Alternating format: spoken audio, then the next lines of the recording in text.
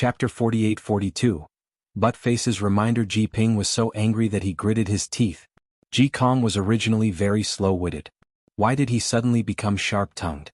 If Ji Kong really complained to his master would definitely reprimand him.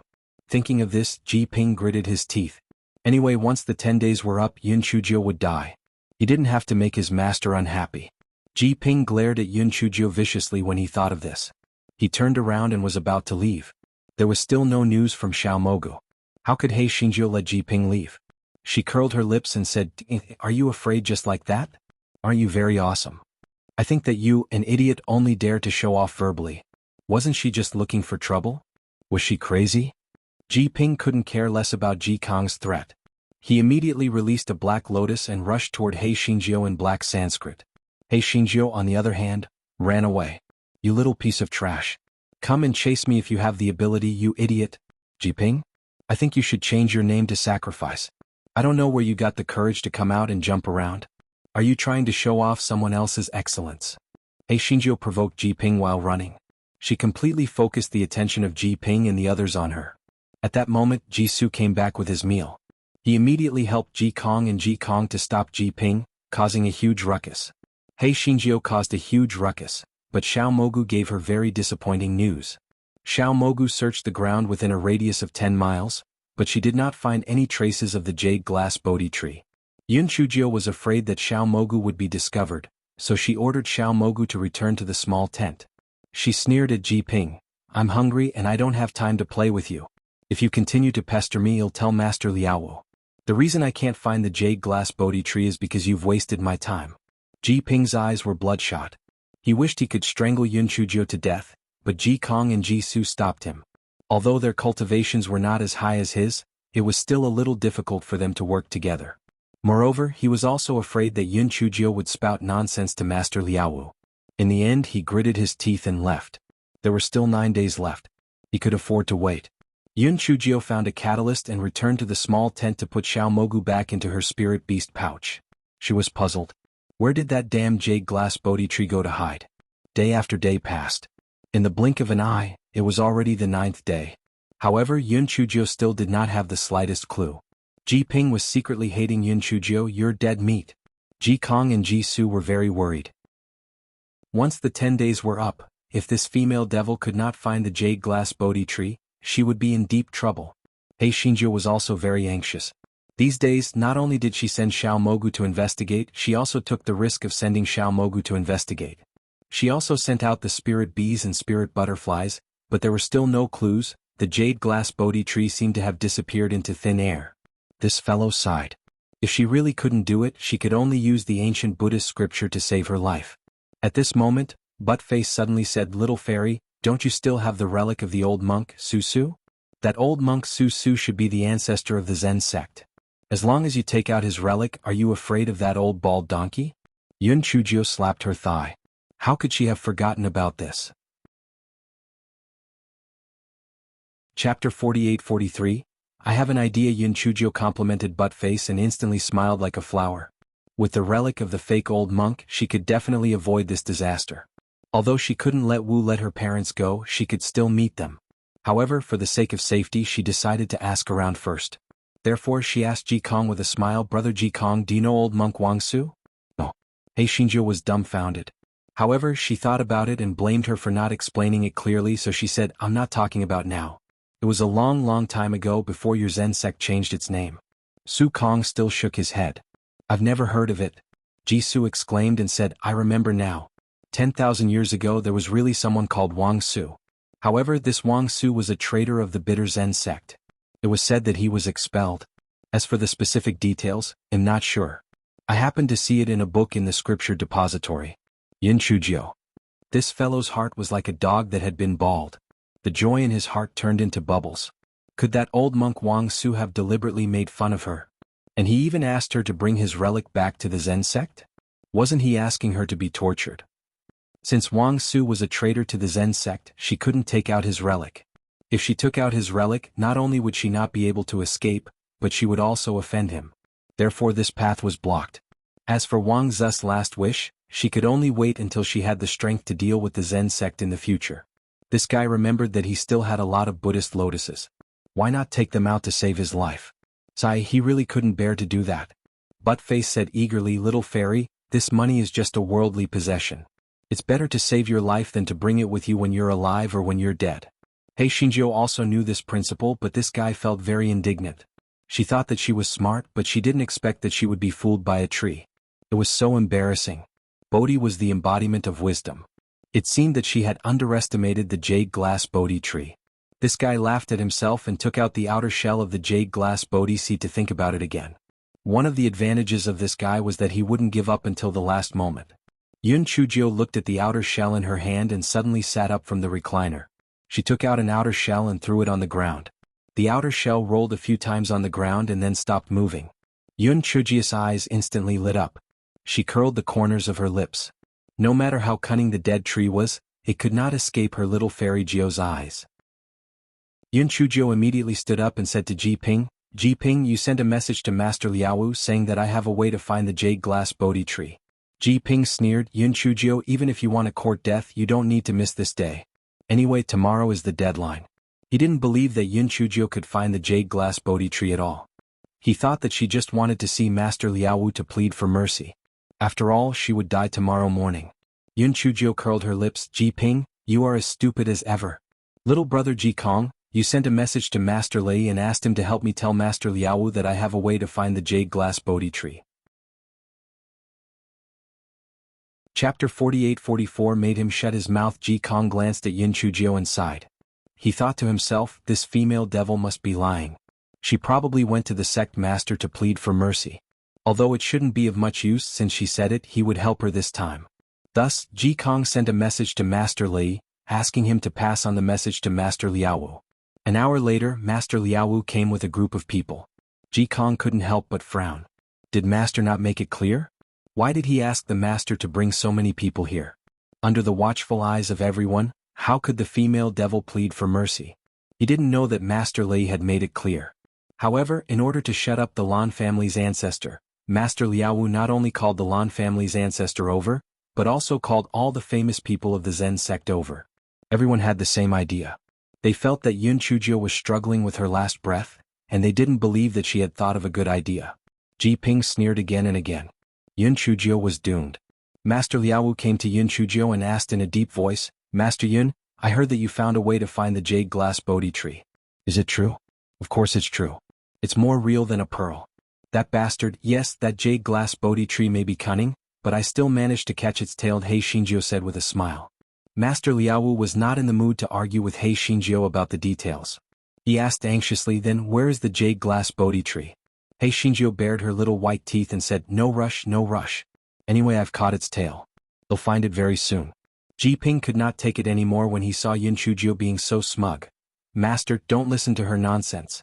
If she really has a way, why didn't she just let the jade glass Bodhi tree show itself? She's just pestering us. Maybe she's up to something bad. Yun Chujio curled her lips. Master Liaowu, I have to say that you're doing pretty well everywhere. It's just that you've taken in a stupid disciple. I advise you to expel this sacrifice from the sect as soon as possible. Otherwise, your reputation will be tarnished in the future. Stupid girl, you are courting death. Patriarch, save me. The Lan family's patriarch's intestines were already filled with regret, but what could he do? He waved his palm to neutralize Ji Ping's move. He ignored Ji Ping and said to Master Liaowu, since little Jio said she has found a way, why don't you let her try? Master Liaowu looked at Ji Ping unhappily and said, Master Yun, this is not a child's play. If you can find the jade glass Bodhi tree, everything will be fine. But if you can't find it, you don't have to wait until tomorrow. They'll send you to be the lantern keeper today. Yun Chujio swaggered out from behind the old ancestor of the Lan family. Of course, no problem. However, Master Liaowu, you have to shut that stupid disciple of yours up. Otherwise it will be bad if his nonsense affects my plan. Master Liao's heart was now filled with the desire to find the jade glass Bodhi tree. Therefore he immediately said to Ji Ping, from now on, don't speak. Otherwise I will not let you off easily. Ji Ping was furious, but he didn't dare to say anything. He hated her in his heart. Stupid girl, keep showing off. Let's see what you'll do if you can't find the jade glass Bodhi tree later. Chapter 48-45 The familiar formula. Master Liaowu urged, Benefactor Yun, Can you make the jade glass Bodhi tree appear now? Yun Chujo said with a smile, that little thing is hiding cats and cats from me. I will find it now. You just wait and see. To be honest, everyone didn't quite believe Yun Chujio's words. They felt that she was deliberately mystifying and there was no way to find the jade glass Bodhi tree. Yun Chujio ignored the questioning gazes of the crowd. Instead, she said to Ji Kong and Ji Su, in a while, follow me and pick up the outer shell of the jade glass Bodhi seed. Do you hear me? Ji Kong and Ji Su did not understand what was going on, but they still nodded and agreed. Master Lei smiled bitterly. Well, this little girl's words were more effective than his. After Hei Xinjiu finished instructing Ji Kong and Ji Su, she took out the outer shell of a jade glass Bodhi seed and threw it on the ground. The outer shell of the jade glass Bodhi seed rolled on the ground a few times before it stopped moving. Yun Chujio took a few more steps forward and threw another outer shell of the jade glass Bodhi seed on the ground. The outer shell rolled a few times before it stopped moving. This cycle repeated itself. Yun Chujio threw it all the way while Ji Kong and Ji Su picked it up from behind. Everyone was dumbfounded. What was this Yun Chujio doing? Was she toying with him? After a while, Master Liaowu frowned and asked, Yun Chujio, what do you mean? Are you toying with us? Yun Chujio continued to throw the outer shell of the jade glass Bodhi seed as she said, Shh, don't scare the little thing away. Master Liaowu gritted his teeth and could only suppress the impatience in his heart. He was prepared to wait and see. However, seeing that Yun Chujio was getting further and further away, even leaving the back mountain of the main peak, Master Liaowu couldn't bear it any longer. Benefactor Yun, this place has already left the back mountain of the main peak. Could it be that the jade glass Bodhi tree is hiding somewhere else? Yun Chujio said impatiently, it's not a fool. Naturally, it will hide in a safe place. Can you not dawdle and disturb me while I look for the tree? Master Liaowu's face was flushed red from the rebuke. If not for the fact that he was still a little lucky, he would have smashed Hei Xinjiu into pieces. Ji Ping's face was filled with schadenfreude. This wretched girl actually dared to talk to his master like that. She was really courting death. Another hour passed, but Yun Chujio still couldn't find the jade glass Bodhi tree. Seeing that Yun Chujio had actually entered the Great Hall, Ji Ping couldn't help but say, Master, this Yun Chujio is obviously playing with us. How could the jade glass Bodhi tree be hidden in the Great Hall? Yun Chujio threw out another outer shell. Seeing that the outer shell had disappeared in an instant, the corners of her mouth curled up. Then she turned around and said to Master Liaowu, I once told you not to let Ji Ping, this idiot, speak, but he spoke too much just now. If anything happens to the jade glass Bodhi tree that I found later, it's all his fault. Please don't blame me. Master Liaowu was a little impatient. You first jade glass Bodhi tree to find, say again. Hei Xinjiu said with a smile, this is easy. Om Mani Padme Hum, Om Mani Padme Hum, the sky and the earth are all in a hurry. Little Bodhi, show yourself quickly. Everyone stared at her anxiously, but nothing happened. Everyone. The familiar formula and the familiar smell. Did this little girl think they were fools? Chapter 48-46 Burning down the Great Hall of Valor. Ji Ping sneered, Yun Chujio, stop playing tricks. You have no way to find the jade glass Bodhi tree. Just be a good boy and be a lantern keeper. Yun Chujio suddenly turned her head and stared at Ji Ping coldly, saying, it's all your fault for spouting nonsense and scaring the little thing away. Master Liaowu, if you want to find the jade glass Bodhi tree, hurry up and punish this idiot. Otherwise it will be too late. Master, don't listen to her nonsense. Ji Ping screamed in pain because Master Liaowu had slapped him out of the Great Hall. The reason why Master Liaowu did this was naturally to not leave any room for gossip. He stared at Yun Chujio gloomily, can it be done now? My patience is limited. If you still can't make the jade glass Bodhi tree appear within an hour, humph. An hour is enough, but there is one thing. From now on, no matter what I say or do, you cannot make a sound. Otherwise, don't blame me if all your previous efforts are wasted. Yun Chujio said seriously. It was the first time that everyone saw her so serious. They thought to themselves, could it be that she was not deliberately mystifying things and really had a way to find the jade glass Bodhi tree? Master Liaowu nodded. Yes. Yun Chujio swept her gaze across the other people present. Seeing that they all nodded in agreement, she took out another shell of the jade glass Bodhi seed and threw it on the ground. The shell instantly disappeared without a trace. The corner of Yun Chujio's lips curled up. She was absolutely certain that the damn Wangba tree was hidden in this great hall. The reason why this fellow was so certain was because she suddenly remembered that before the jade glass Bodhi tree disappeared, when she threw the outer shell on the ground, the outer shell would instantly disappear. Then she recalled the words of a Master Lei.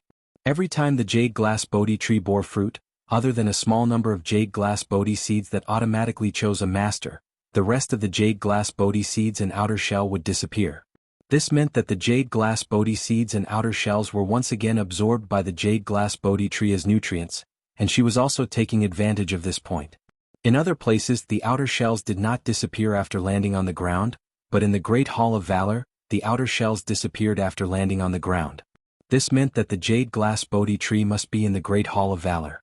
All she had to do was force out that bastard tree. Yun Chujio threw another outer shell on the ground and said coldly, "Little thing, I know you are hiding here. Hurry up and get out. You coward, do you not have the guts to come out and see me? You are really embarrassing the tree. Hurry up and get out. Otherwise I will burn this place down. Even if you are not afraid of fire, because of you, the Dharma body of the Buddha was burned. You have also provoked karma." Yun Chujio smacked her lips for a while, but there was still nothing unusual.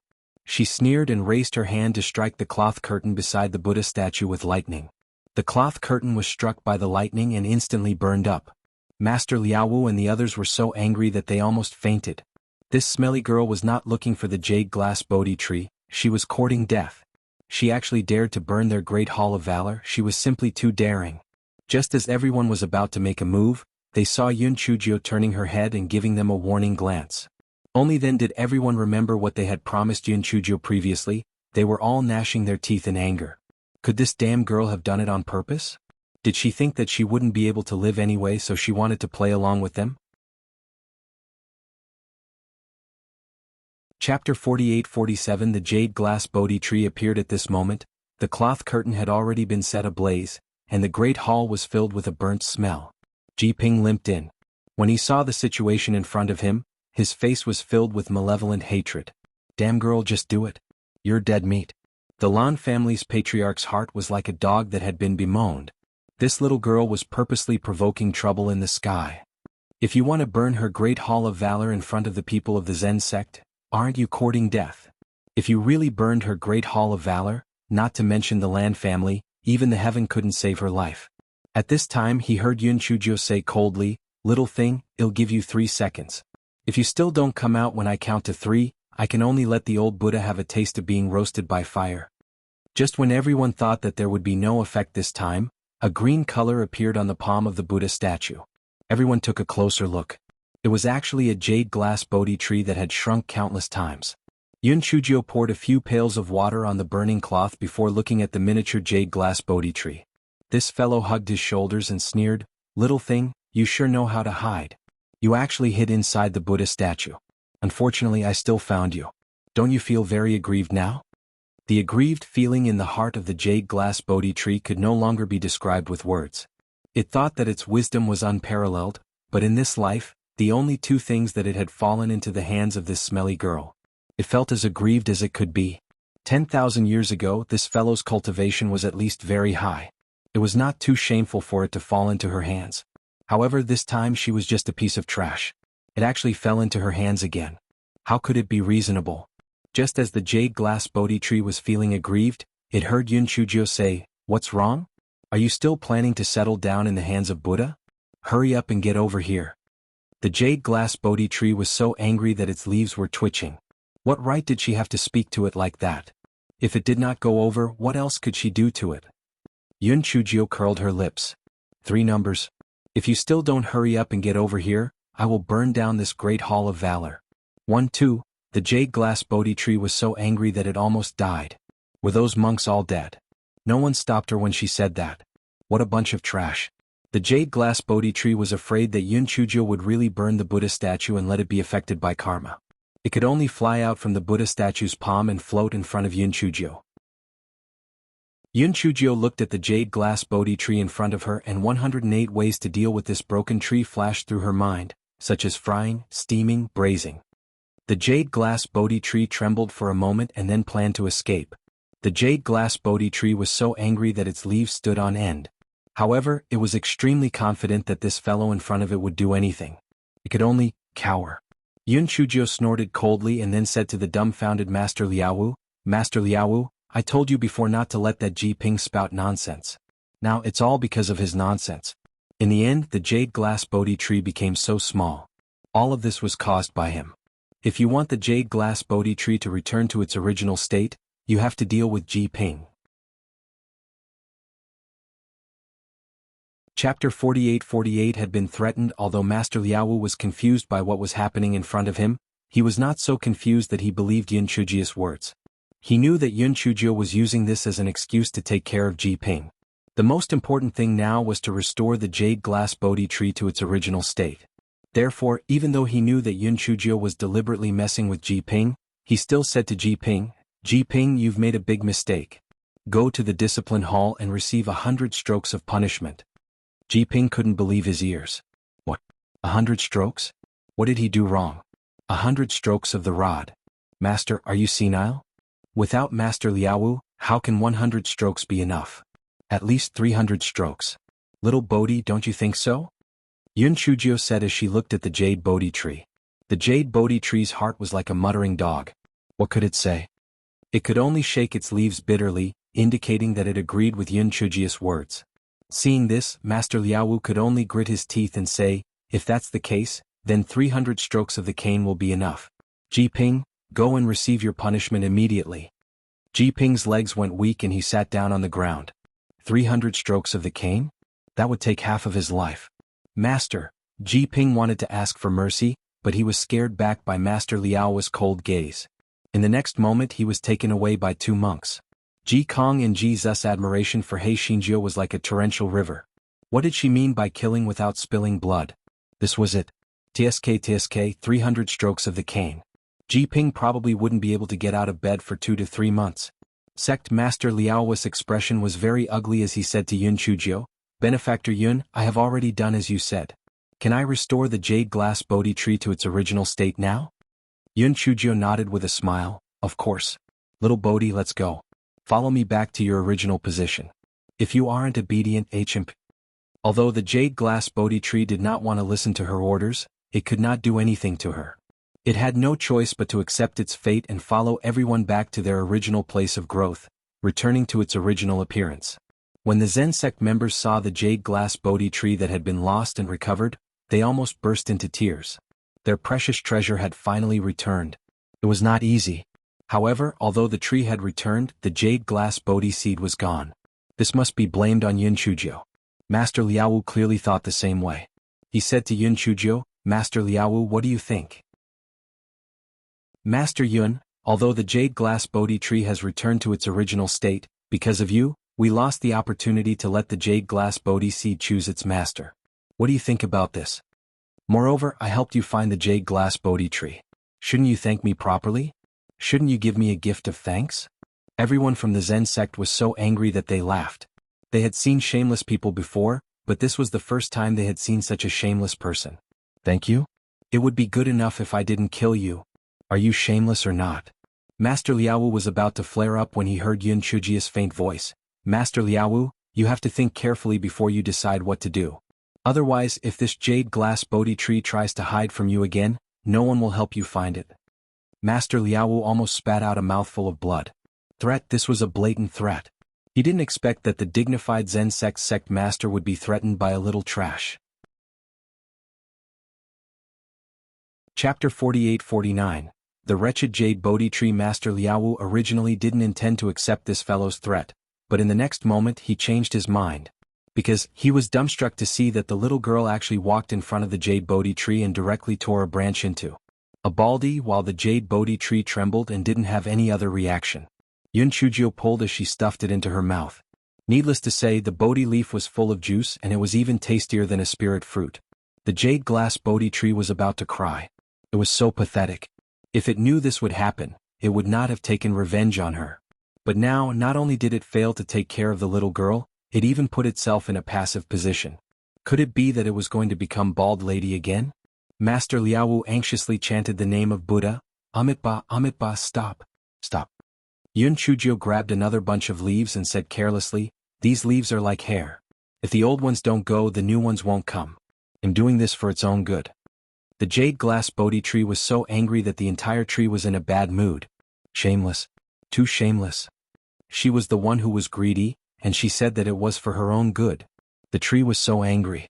Master Liaowu felt his head hurt a little. Let's just kill this little girl. Let's not talk about whether the master of the Lan family would stop them. Even if he didn't stop them, if he really killed this little girl. What if the jade glass Bodhi tree went missing again in the future? But it was also true. She was the daughter of Yun Fengjin and Yi Lan, so she was naturally not simple. It was better to drive her out of the Zen sect as soon as possible so that there would be no more complications. Thinking of this, Master Liaowu said, "Forget it. Everything happens for a reason. Now that things have come to this, our Zen sect will not hold almsgiver Yun accountable. However, almsgiver Yun is no longer suitable to stay in the Zen sect. Please leave the Zen sect as soon as possible." "Master Liaowu, you want me to get lost, don't you?" Hei Xingjiu bared her little white teeth and asked. "Master Liaowu, was this the reaction of a normal person?" "Master Liaowu, this is your fault. You took an ancient Buddhist scripture from my ancestor. Are you going to go back on your word? You can either return the ancient Buddhist scripture to my ancestor, or let us stay in the Zen sect for a full month, or you can let me rip off all the leaves of little Bodhi," Yun Chujio said with a smile. He had lost an ancient Buddhist scripture. If he left just like that, wouldn't he lose a lot of money? Master Liaowu was so angry that he didn't even know how to twist the Buddhist beads. How could there be such a shameless person in the world? However, he really had no way to refute. He had originally agreed to let the Lan family's ancestor stay in the Spring of Tranquility for a month. Counting the days, there were only 5 days to a month. Forget it, then let them stay for another 5 days. He would send people to strictly guard and not let this troublemaker leave the Spring of Tranquility.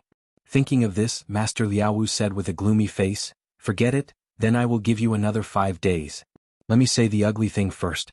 If you leave the Spring of Tranquility without permission within these 5 days, don't blame me for not being polite." Yun Chujio nodded. "Master Liaowu, don't worry. If I didn't tell you that secret before, I wouldn't have left the Spring of Tranquility. I have always liked to stay still and don't like to move.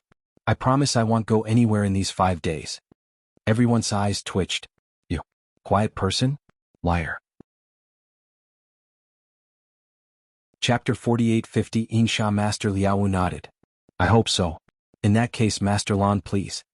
Although the Lan family's ancestor was not happy with Master Liaowu's neglect, no matter what, this little girl had saved her life.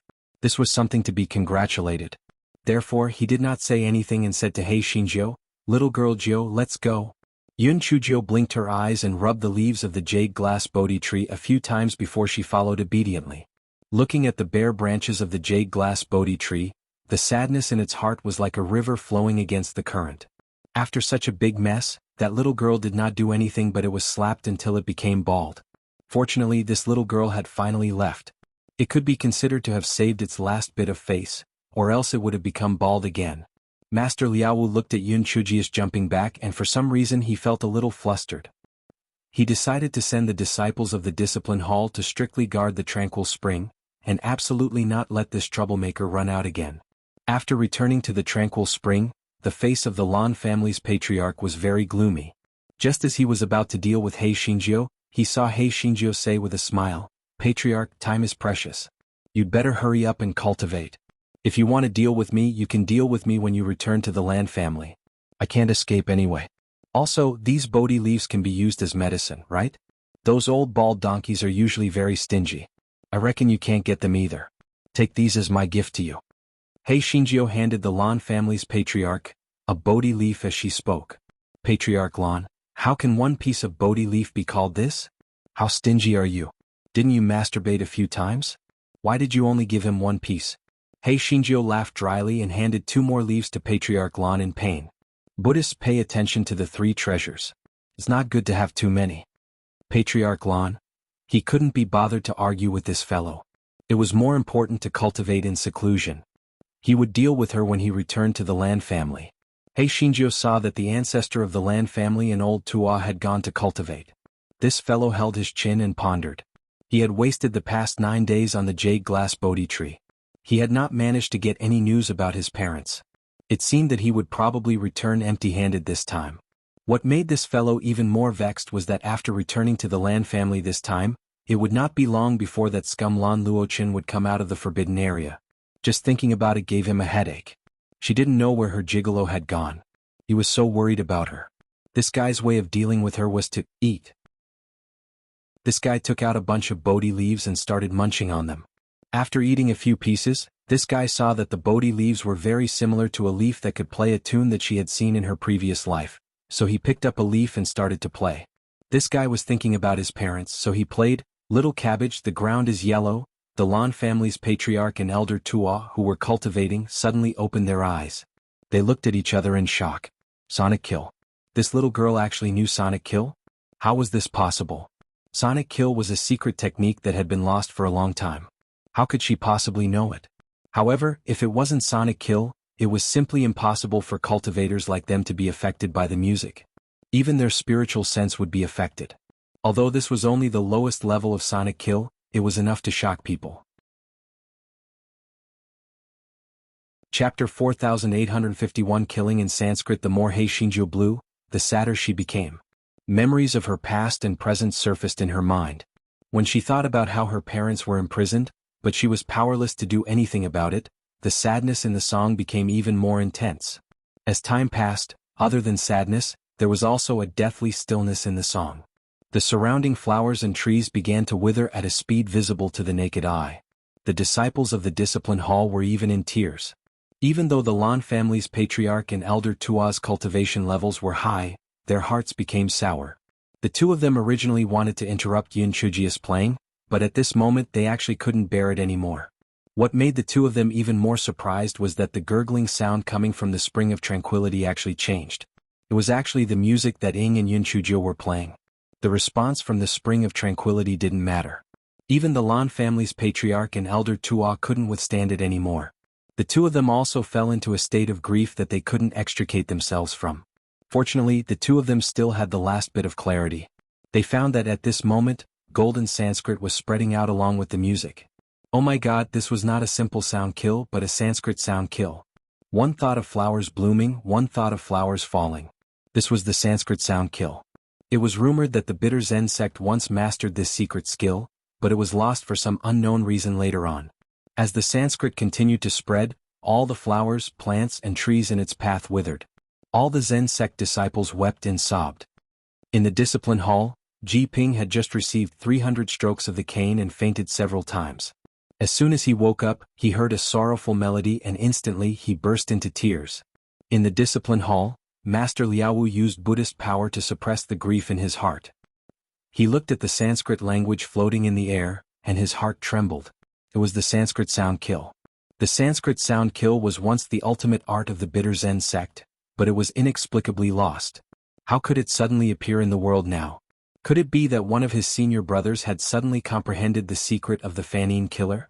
On one hand he sent a message to Master Liaowu, and on the other hand he quickly followed the sound and leaped toward the back of the mountain. However, as he got closer and closer, he could no longer suppress the sadness in his heart and sat on the ground with a worried expression. The experience of Master Liaowu and the others was similar to that of Elder Yin. At first they were happy and shocked, but when they got close to the still spring, they couldn't take another step forward. Naturally, the jade glass Bodhi tree also felt the music. Its entire body trembled a few times. It knew that nothing good would happen when that female devil came. It looked like she had already lost the memories of her previous life, but why was she still so wicked? Dogs really couldn't change that. When the jade glass Bodhi tree thought of this, its trunk trembled. Ba ba ba. It didn't say anything. If that female devil knew that it secretly called her a dog, it would definitely become bald again. Buddha bless, do not let that female devil know about this. Fortunately, this fellow had always been ambitious.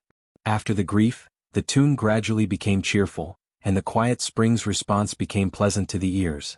As the Sanskrit language spread, the surrounding flowers, plants, and trees became vibrant again. All the trees that could bloom bloomed, and even some weeds waved their leaves to express the joy in their hearts.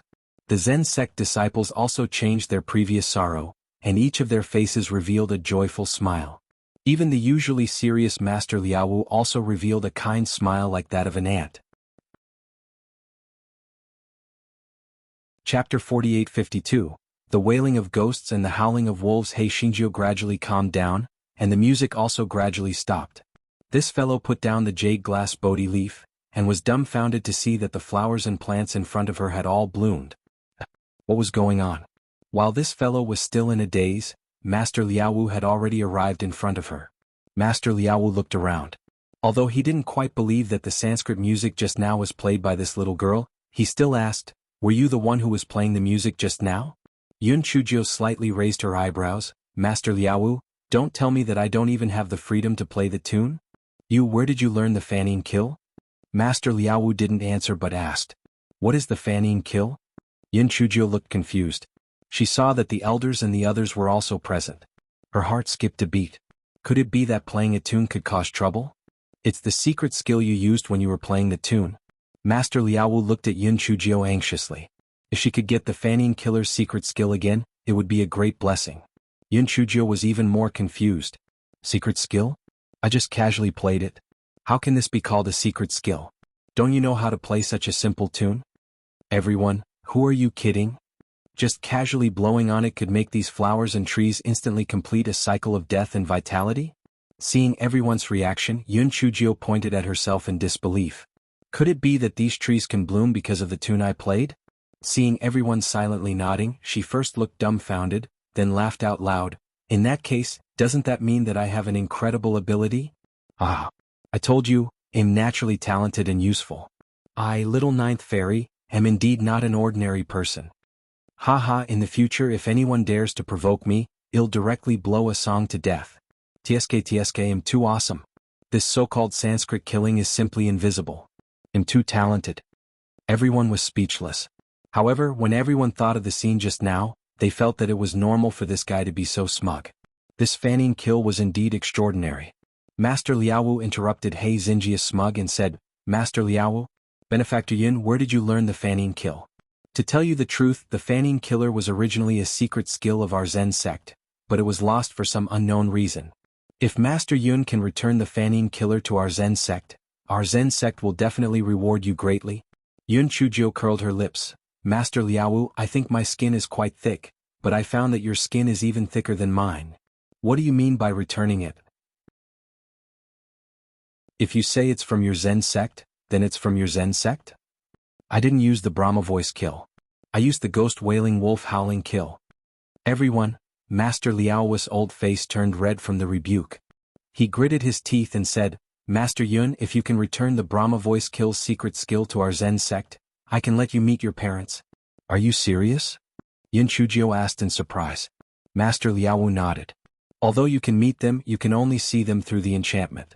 Only you can see them but they can't see you or hear anything." "That's fine too." Yun Chujio just wanted to make sure that her parents were safe and sound, even if they didn't say anything. "Since you have agreed, please write down the secret skill of the Fanning kill," Master Liaowu said anxiously. He Xinjio nodded, and then this guy found an important question. What the hell was the Fanning kill? She was just bragging. Chapter 48-53, Sanmao He Xinjia's eyes rolled around. In order to meet her parents, she had to make up a Fanning kill for them no matter what. Although this guy wasn't confident, he didn't look guilty at all. He slowly took out a pen and paper and began drawing a 5-line score. Master Liaowu and the others looked at the 5-line score that Yun Chujio drew with a blank expression. Was this heavenly book-like thing a Fanning kill secret skill?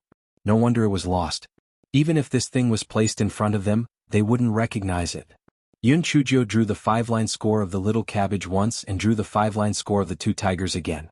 Then she said pretentiously, "Master Liaowu, this is the secret skill of the Fanning kill. However, if you want to play the Fanning kill, you must use the leaves of the jade glass Bodhi tree." This guy was secretly happy. Didn't that damn Wang Bashu trick her? This time he would make her become bald. Master Liaowu and the others passed the Fanning kill secret skill to them, but they were all dumbfounded. They couldn't understand it. Master Liaowu could only thicken his skin and say, "Master Yun, can you explain it to us?" Yun Chujio said pretentiously, "Buddha ferries the fated person, so this Fanning kill naturally needs the wisdom root to be comprehended. You can't force it. You can practice it with the jade glass Bodhi tree leaves. Maybe you will be blessed." Although everyone was skeptical, they felt that He Xinjia's words made sense. It was probably because the Brahma voice killing was too difficult to comprehend that it was lost. Moreover, the jade glass Bodhi leaf was not something that just anyone could obtain. Only the little girl in front of them dared to touch the leaf. If they went, they might be killed by the jade glass Bodhi tree. After discussing with the others, Master Liaowu said to Yun Chujio, "Master Liaowu, you picked a lot of leaves from the jade glass Bodhi tree. Can you return and give some to us? Master Liaowu wanted to say return, but he was afraid that He Xingjiu would say that he was thick-skinned, so he changed it to give. Yun Chujiu blinked her eyes. I ate all the leaves that I picked before. Only this one is left. How about this? I will help you pick some again. Master Liaowu and the others had no other choice but to agree. Therefore He Xingjiu happily went to the place where the jade glass Bodhi tree grew again. When the jade glass Bodhi tree saw the malicious smile on He Xingjiu's face, its body trembled. Was done for. It must have known that it was secretly cursing her. This female devil had come to take revenge on it. He Xingjiu walked up to the jade glass Bodhi tree with a sinister smile on her face. Little Bodhi, since Master Liaowu and the others want to learn Sanskrit, we can only borrow your leaves to use. Don't worry, I will treat you very gently. Be good. As this fellow spoke, he stroked the leaves down. His heart was filled with joy. She was really happy. The jade glass Bodhi tree was on the verge of crying. Was over. It knew that it was going to become bald again. Woo-woo, why couldn't it avoid the fate of becoming bald after 10,000 years? It wanted to resist, but when it thought of the consequences of resisting, it was afraid. Bald was better than dry. Yun Chujiu finally left 3 leaves for the jade glass Bodhi tree, which was euphemistically called San Mao. Jade glass Bodhi tree, it wanted to be quiet, the kind of quiet where it would never see anyone again. Chapter 48-54, Parents. He Xingjiu handed the tree leaves to Master Liaowu. Of course this guy shamelessly deducted a part of the leaves. Master Liaowu could only turn a blind eye to it. Master Liaowu, I've helped you write this secret skill and also helped you pick the leaves. Can you let me meet my parents? Yun Chujiu said anxiously. Master Liaowu nodded. Follow me. This time there was only one master and Master Lei accompanying them. The 4 of them arrived at an inconspicuous meditation room. They each took out a jade token. After forming a seal, a transparent barrier appeared in front of Yun Chujiu. Inside the barrier was a meditation room. A man and a woman were meditating. The man was dressed in green. He had handsome features, but his hair was mixed with a lot of white hair. The woman was dressed in red. She was extremely beautiful, and her expression was somewhat indifferent. Yun Chujiu instantly had tears streaming down her face. Just by looking she knew that these were her parents. She trembled and knelt on the ground, her face pressed against the enchantment. Father, mother? Inside the enchantment, Yun Fengjin and Yi Lan seemed to have sensed something. They both looked at the enchantment but didn't see anything. They looked at each other, smiled bitterly and continued to cultivate. Yun Chujiu's tears gushed out like a spring. She murmured in her heart, Father, mother, little Jiu is here to see you. Quickly look at me. Father, mother, did you miss little Jiu? Little Jiu misses you very much. Father, mother, little Jiu will definitely save you guys, definitely. Originally, she had transmigrated here and had always felt a vague sense of distance from her original parents. However, at this moment she felt a heart-wrenching pull. So this was the power of blood. No matter who she was originally, she was now their daughter. Master Liaowu and the other 2 shook their heads. Although they sympathized with this little girl, Yun Fengjin and Yi Lan were sinners and they couldn't do anything about it. Yun Chujiu stuck to the enchantment and looked at it for a long time. Finally, under Master Liaowu's urging, she stood up reluctantly. She would definitely save her father and mother, definitely. Yun Chujiu was in a low mood. After Master Liaowu and the other 2 closed the enchantment, she went back to the Spring of Tranquility. The patriarch of the Lan family wanted to ask her about the Fanine killing. Seeing her like this, he didn't ask any more questions. The next day, the patriarch of the Lan family saw He Xingjiu was alive again, so he asked, Little Jiu, do you really know the Fanine killing? He Xingjiu then remembered the matter of the Sanskrit. She took out a leaf from the jade glass Bodhi tree and started to play. However, nothing happened. Moreover, this guy's playing was out of tune. This guy didn't believe it. He kept playing it several times but it was still the same. What happened to killing without a trace? What happened to being awesome? The Lan family's ancestor and elder Tu'a looked at each other and came to a conclusion. It was probably a blind cat that had encountered a dead rat yesterday. The little girl's emotions were probably fluctuating as she accidentally touched the technique of the Brahma kill. It just so happened that she used the leaves of the jade glass Bodhi tree. More importantly, she had the calm spring to respond to it, which was why it had the same effect as yesterday. In reality, this little girl didn't even know the Brahma killing technique. She didn't even know the sound killing technique. Then the problem came. She had written the Brahma killing technique for Master Liaowu. What the hell did she write?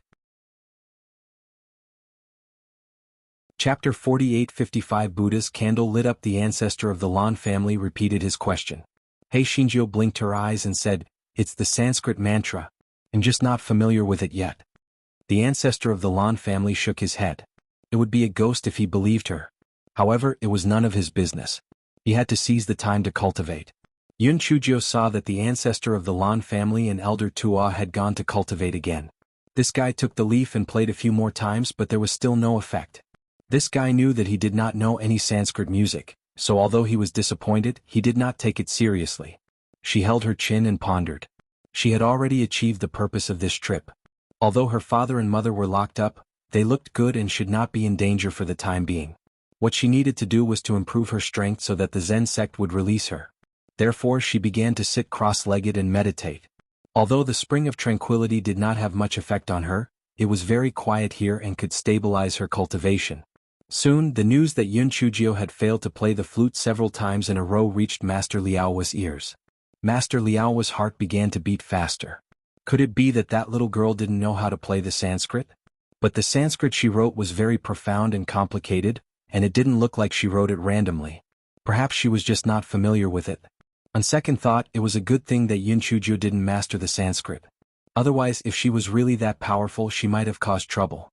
Counting the days, not counting 3 more days, that little girl would leave the Zen sect. The Zen sect could finally regain its peace. Just as Master Liaowu was thinking about it, Master Liaowu rushed in a hurry. Master Liaowu couldn't help but feel a little unhappy. This Master Liaowu was already so old, why was he still so impatient? He actually came in without passing the message. Senior brother sect leader, it's a happy occasion. A great happy occasion. Master Liaowu said excitedly. Master Liaowu was stunned. What joyous occasion? The Buddha's candle is lit. What? You mean the Buddha's candle is lit? Master Liaowu suddenly stood up, his face full of excitement. As Master Liaowu spoke, he directly left the meditation room and looked in the direction of the Changming Hall. He saw that the entire Changming Hall was covered in a layer of golden light, and he could faintly smell a faint fragrance. This kind of fragrance had the effect of calming the qi and concentrating the mind. It was indeed the fragrance emitted by the Buddha's candle when it was burning. Amitabha, good. I didn't expect that we would be able to see the Buddha's candle reignite in our lifetime. It's really Buddha's blessing. Master Liaowu was so excited that his eyes were red. Master Liaowu nodded and said, "Let's go to the Eternal Brightness Palace." On the other side, Hei Shinjio, who was cultivating in the quiet spring, sniffed. Where did the fragrance come from?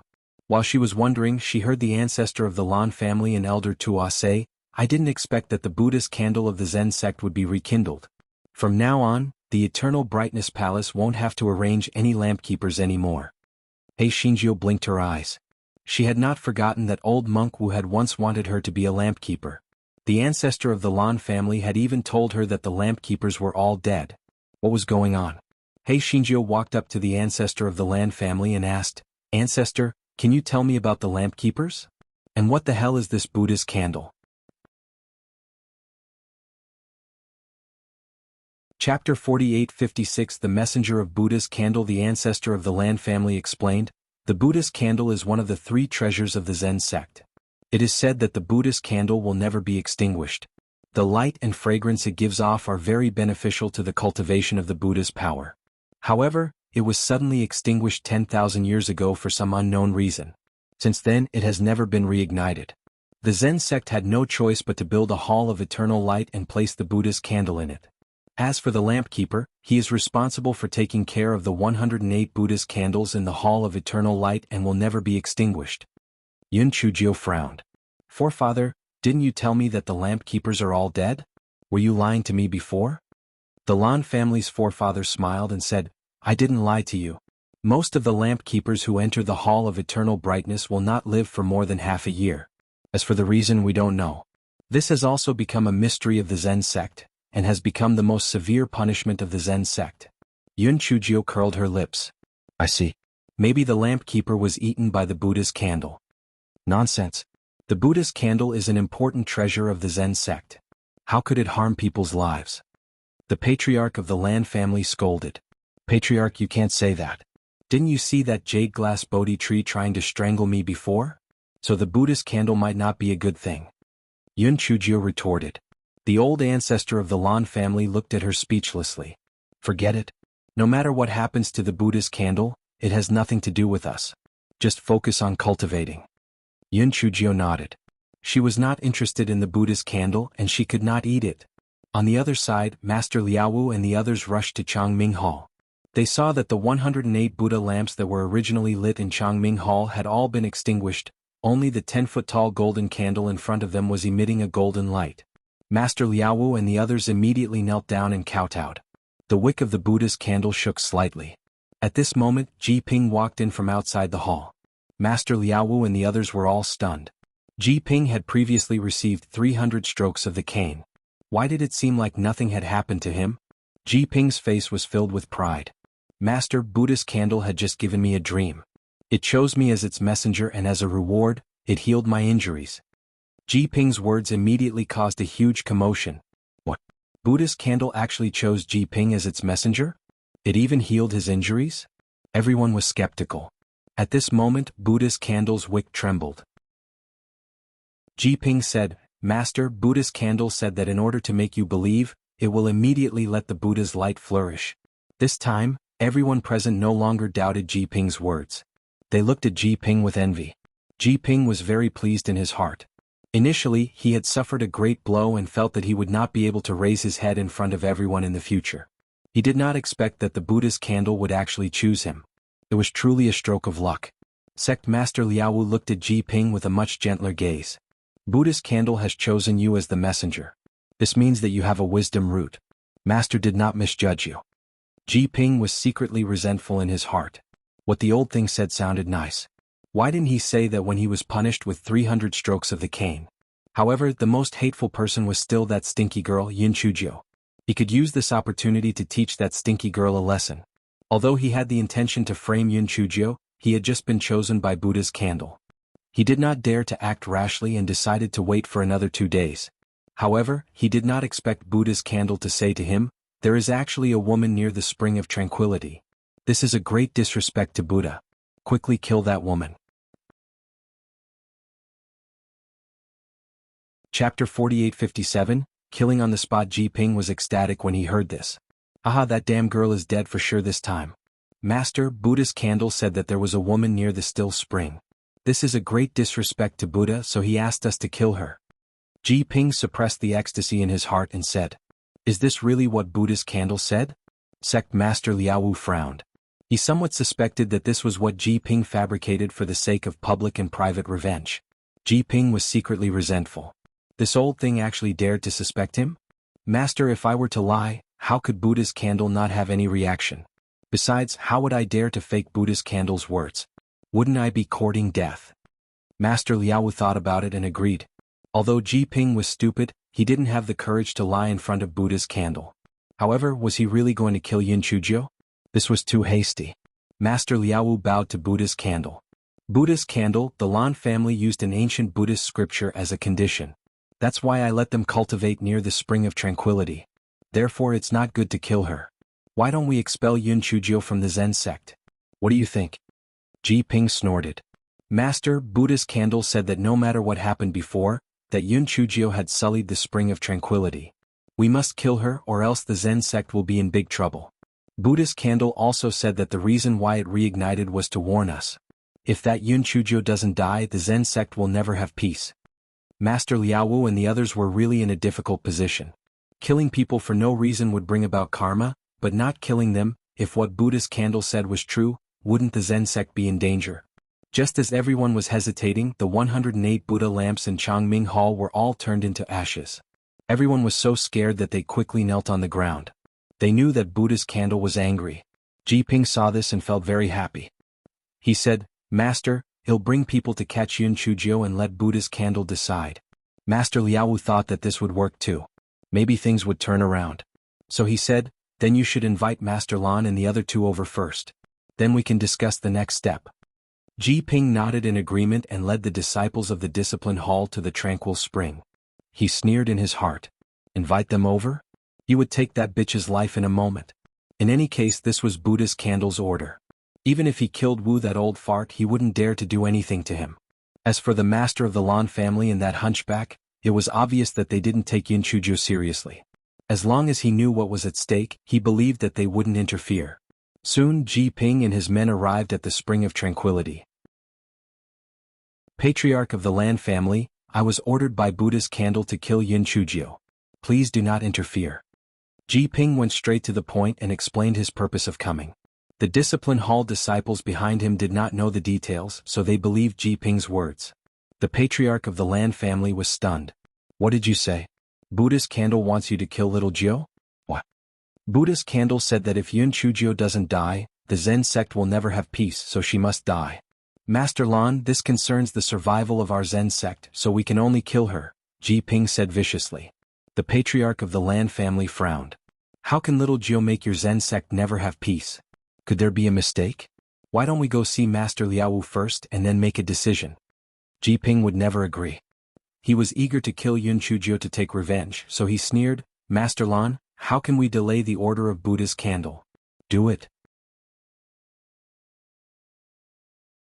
Chapter 48-58, Come and kill me. Ji Ping gave the order, and the dozens of Discipline Hall disciples behind him swarmed forward, surrounding the three ancestors of the Lan family in the middle. Master Lan, I won't make things difficult for you. As long as you and Elder Tua don't interfere, you can leave this place and continue your cultivation. The face of the Lan family's ancestor was a bit gloomy. He took out the voice transmission talisman and wanted to ask Master Liaowu what was going on, but he found that the voice transmission talisman was not sent successfully. Ji Ping sneered in his heart when he saw this. The Hall of Immortals isolation talisman was also the reason why he dared to do this, because the Lan family's patriarch had no way to find out the truth in a short time. By the time he found out the truth, Yun Chuzhou was already dead. The Lan family's patriarch was in a bit of a dilemma. Although it was not difficult for him to deal with these disciples of the Discipline Hall, once he made a move, he would lose all decorum with the Zen sect. Was it worth it for Yun Chuzhou, the troublemaker? Ji Ping saw that the old ancestor of the Lan family was a little hesitant and said, Master Lan, since Yun Chuzhou is the ominous person mentioned by the Buddha's candle, she must have some influence on your Lan family. You'd better not interfere. Hearing this, the old ancestor of the Lan family felt his heart beat faster. If it were not for her, Luo Chen would not have fallen to this state. Could it be that she was really an ominous person? Buddha's candle was an important treasure of the Zen sect. Naturally, what it said would not be wrong. Could it really not care about this little girl's life and death? At this time, Yun Chuzhou, who had been silent all this time, said lightly, Ji Ping, you don't have to go through so much trouble. I have lived enough anyway. Come and kill me directly.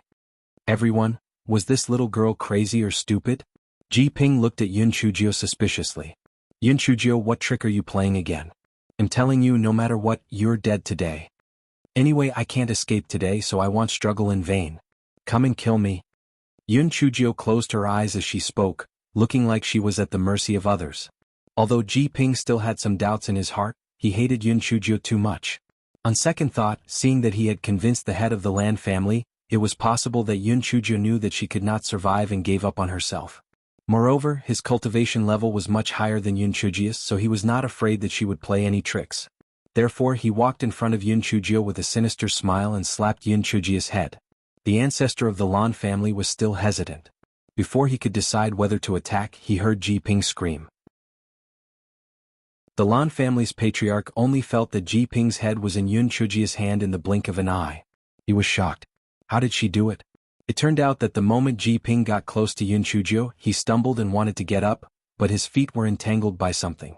Although the lightning didn't do anything to Ji Ping, the small flame directly burned his right arm into charcoal. Yun Chuzhou went forward and cut off Ji Ping's head with her sword.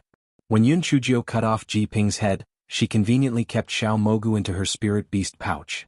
All of this happened in a flash, and because the Lan family's ancestor and the others were too shocked, they were unable to discover the existence of Xiao Mogu and the small flame. Yun Chuzhou held Ji Ping's head and said to the people from the Discipline Hall, I won't make things difficult for you. Take me to the Temple of Immortals now. Otherwise, I will kill all of you with my Sanskrit voice. The people from the Discipline Hall looked at each other. The horrifying scene yesterday was still vivid in their minds. They thought that since Yun Chuzhou was willing to take the initiative to go to the Temple of Immortals, they didn't need to take the risk, so they nodded and agreed. Chapter 48-59 This troublemaker, Was too much. Yun Chujio looked at the old ancestor of the Lan family with a complicated expression. Old ancestor, do you want to cultivate here or go to the Temple of Immortals with me? The old ancestor of the Lan family looked at Yun Chujio's clear eyes and felt somewhat guilty. He said dryly, let's go together. Yun Chujio sneered in her heart. She didn't have any high hopes for this old fox. It was better to rely on herself. She didn't say much. She put Ji Ping's head into her storage ring and followed the people from the discipline hall to the Temple of Immortals. Master Liaowu of the Lan family was now in a mess. Let's not talk about why Buddha's candle wanted this troublemaker's life. Now that she killed the disciple of Master Wu, it wouldn't be good. On the other side, Master Liaowu and the others from the Temple of Immortals didn't know that Ji Ping was dead, but Buddha's candle did. Ji Ping was the messenger that it had chosen. Once Ji Ping died, it naturally sensed something. It secretly hated in its heart. What a waste. He actually died just like that. However, when that smelly girl arrived at the Temple of Immortals, she would be taught a lesson. The humiliation from 10,000 years ago would be settled today. Just as Master Liaowu and the others were feeling anxious, they saw the three ancestors of the Lan family coming over. Where's Ji Ping? Could it be that Buddha's candle had arranged for him to do something else? When the three ancestors of the Lan family entered the Temple of Immortals, Yun Chujio's gaze immediately fell on the Buddha's candle. She raised her eyebrows. A broken candle actually dared to go against her? If it didn't know its place, it would pull out its wick in a while and turn it into a hollow wax. Although Master Liaowu saw the serious expressions of the Lan family's old ancestor and elder Tua, he didn't care too much. After all, Buddha's candle wanted to kill Yun Chujio, so it was normal for them to act like this. Master Lan sighed. I think Ji Ping has already told you, right? Buddha's candle insisted on killing benefactor Yun, so I could only ask him to invite the three of you over. We will discuss it, Master Liaowu said. Master Lan was stunned. Master Liaowu, do you mean that Ji Ping is going to invite us over instead of directly killing little Jiu? Master Liaowu was stunned for a moment, then said, that's right. I asked him to invite the three of you over. Perhaps Buddha's candle will not pursue the matter with Master Yun after explaining a few things to him. Yun Chujio snorted coldly. Master Liaowu, but that Ji Ping did not say that. He kept saying that he wanted to kill me on the spot, and even told my master not to interfere. What? There's actually such a thing. This Ji Ping is really bold. There's no need to explain. Normally, I would never trouble others with matters that I can solve by myself. Yun Chujio said as she took out Ji Ping's head from her storage ring and threw it on the ground. Everyone couldn't believe their eyes. This was Ji Ping's head? Ji Ping was killed? Although Master Liaowu despised Ji Ping's stupidity, he was still his disciple after all. Now that he was killed, how could he not be angry? Yun Chujio, what do you mean? Why did you kill Ji Ping? Master Liaowu stopped addressing Yun Chujio as benefactor Yun in his anger. Yun Chujio snorted coldly, what a joke. He wanted to kill me for no reason. If I didn't kill him, would I have kept him for the new year? You are allowed to kill people, but no one is allowed to resist. Is this the benevolence of your Zen sect? Moreover, Ji Ping was killed by my ancestor. What does it have to do with me? Even a good-for-nothing like me can't kill him. The ancestor of the Lan family. He finally understood what it meant to be wicked. This troublemaker was too wicked. Chapter 4860. Creating rumors is free. The ancestor of the Lan family had the intention to deny it, but as an elder he couldn't bring himself to put the blame on the younger generation. Moreover, based on his understanding of this troublemaker, if he denied it, she would definitely have other plans waiting for him. Even if there were disciples of the discipline hall to testify, this troublemaker would definitely be able to twist the truth. However, he would not allow He Xinjiu to pin the blame on him, so he said, Master Liaowu, Ji Ping forcefully wanted to kill little Jiu. I injured him in order to save someone. Initially the matter ended here. However, he suddenly made things difficult for little Jiu. Little Jiu made a mistake and killed him. Yun Chujio curled her lips. This old fox was really cunning. By saying this, he first took the moral high ground and then pushed the crime of murder onto her. Master Liaowu naturally wouldn't let it go just like that. Just as she was about to say something, she heard Yun Chujio say, We'll talk about these trivial matters later. Didn't you say that Buddha's candle was looking for me? Is it that ugly candle? Master Liaowu was so angry that he was half dead. What did he mean by trivial matters? Was the death of his disciple a trivial matter? And the ugly candle? That was Buddha's candle, all right? The wick of Buddha's candle began to tremble violently. It had chosen Qing Lu outside the hall as the messenger. Furthermore, this time, it did not need to clear the path to deliver the message. It had directly taken control of his body. Impudent! How dare you slander me like this? Quickly kill her. Everyone was stunned when they saw Qing Lu walk in from outside the hall and heard what he said. Was he possessed by Buddha's candle? Yun Chujio looked at Qing Lu and then at Buddha's candle, who was not far away. Then she said with a chuckle, "Ugly candle, you said that you couldn't choose a decent messenger? Look at the things you chose. Each one is worse than the other. They really have the same taste. Who are you calling ugly? You're the ugly one. Your whole family is ugly. Your ancestors are all ugly for 8 generations." Buddha's candle said through gritted teeth. Yun Chujio blinked her eyes and then said to the ancestor of the Lan family, "Ancestor, it called you ugly, aren't you going to kill it?" The ancestor of the Lan family, Master Liaowu, said with some hesitation, "Buddha's candle, why do you have to kill Yun Chujio? Why are you talking so much nonsense?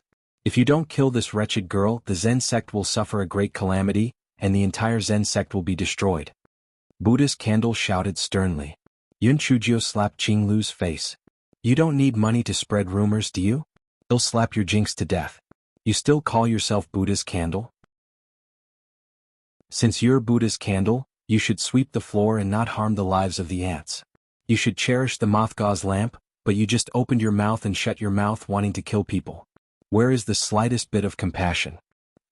Buddha's candle only controlled Qing Lu's body, so it did not feel any pain. However, it was embarrassing. Buddha's candle's wick began to tremble violently. The golden light turned into countless Sanskrit words and swept towards Hei Shinjio. Yun Chujio shamelessly pushed Qing Lu's body forward, and all the Sanskrit words landed on Qing Lu's body. Qing Lu immediately spat out a mouthful of blood. Buddha's candle said in exasperation, "You vicious little girl, you're shameless." Yun Chujio shrugged her shoulders. "You're the one who injured her, what does it have to do with me? Besides, if you didn't insist on possessing Qing Lu, none of this would have happened." Chapter 48-61, Where is your face? Buddha's candle was so angry that it almost died. It gnashed its teeth and said, "I order you to kill this brat immediately, or else I will turn the entire Zen sect into a living hell." "Tsk, the fox's tail has been exposed, hasn't it? Since you are the treasure of the Zen sect, you should take it as your responsibility to protect the Zen sect. But you, in order to achieve your goal, you actually threatened to turn the Zen sect into a living hell. This means that you have long been possessed by the devil. You are no longer worthy of becoming the Buddha's candle. I think you are the devil's candle. Also, I heard that many lamp keepers don't live past half a year. It must be your doing. Master Liaowu, I didn't expect that your Zen sect would actually treat such a thing as a treasure. It really makes people sigh." Yun Chujio said with a sigh. Upon hearing this, Master Liaowu and the others immediately became suspicious. Yes, why was the Buddha's candle so vicious? Also, the previous lamp keepers had indeed all died. It was just that they had previously thought that it was because those people had committed heinous crimes that Buddha's candle had taken their lives. Could it really have something to do with this Buddha's candle? Nonsense. I was just saying it. My main goal was to kill you. Otherwise, the Zen sect would have been destroyed because of you. Do you really believe her or me? If you kill her, my Buddha's candle will be enough to improve your cultivation. Buddha's candle changed to a bait.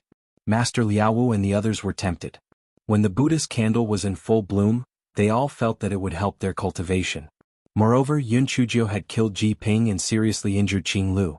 Even if she was killed, no one would be able to say anything wrong about the Zen sect.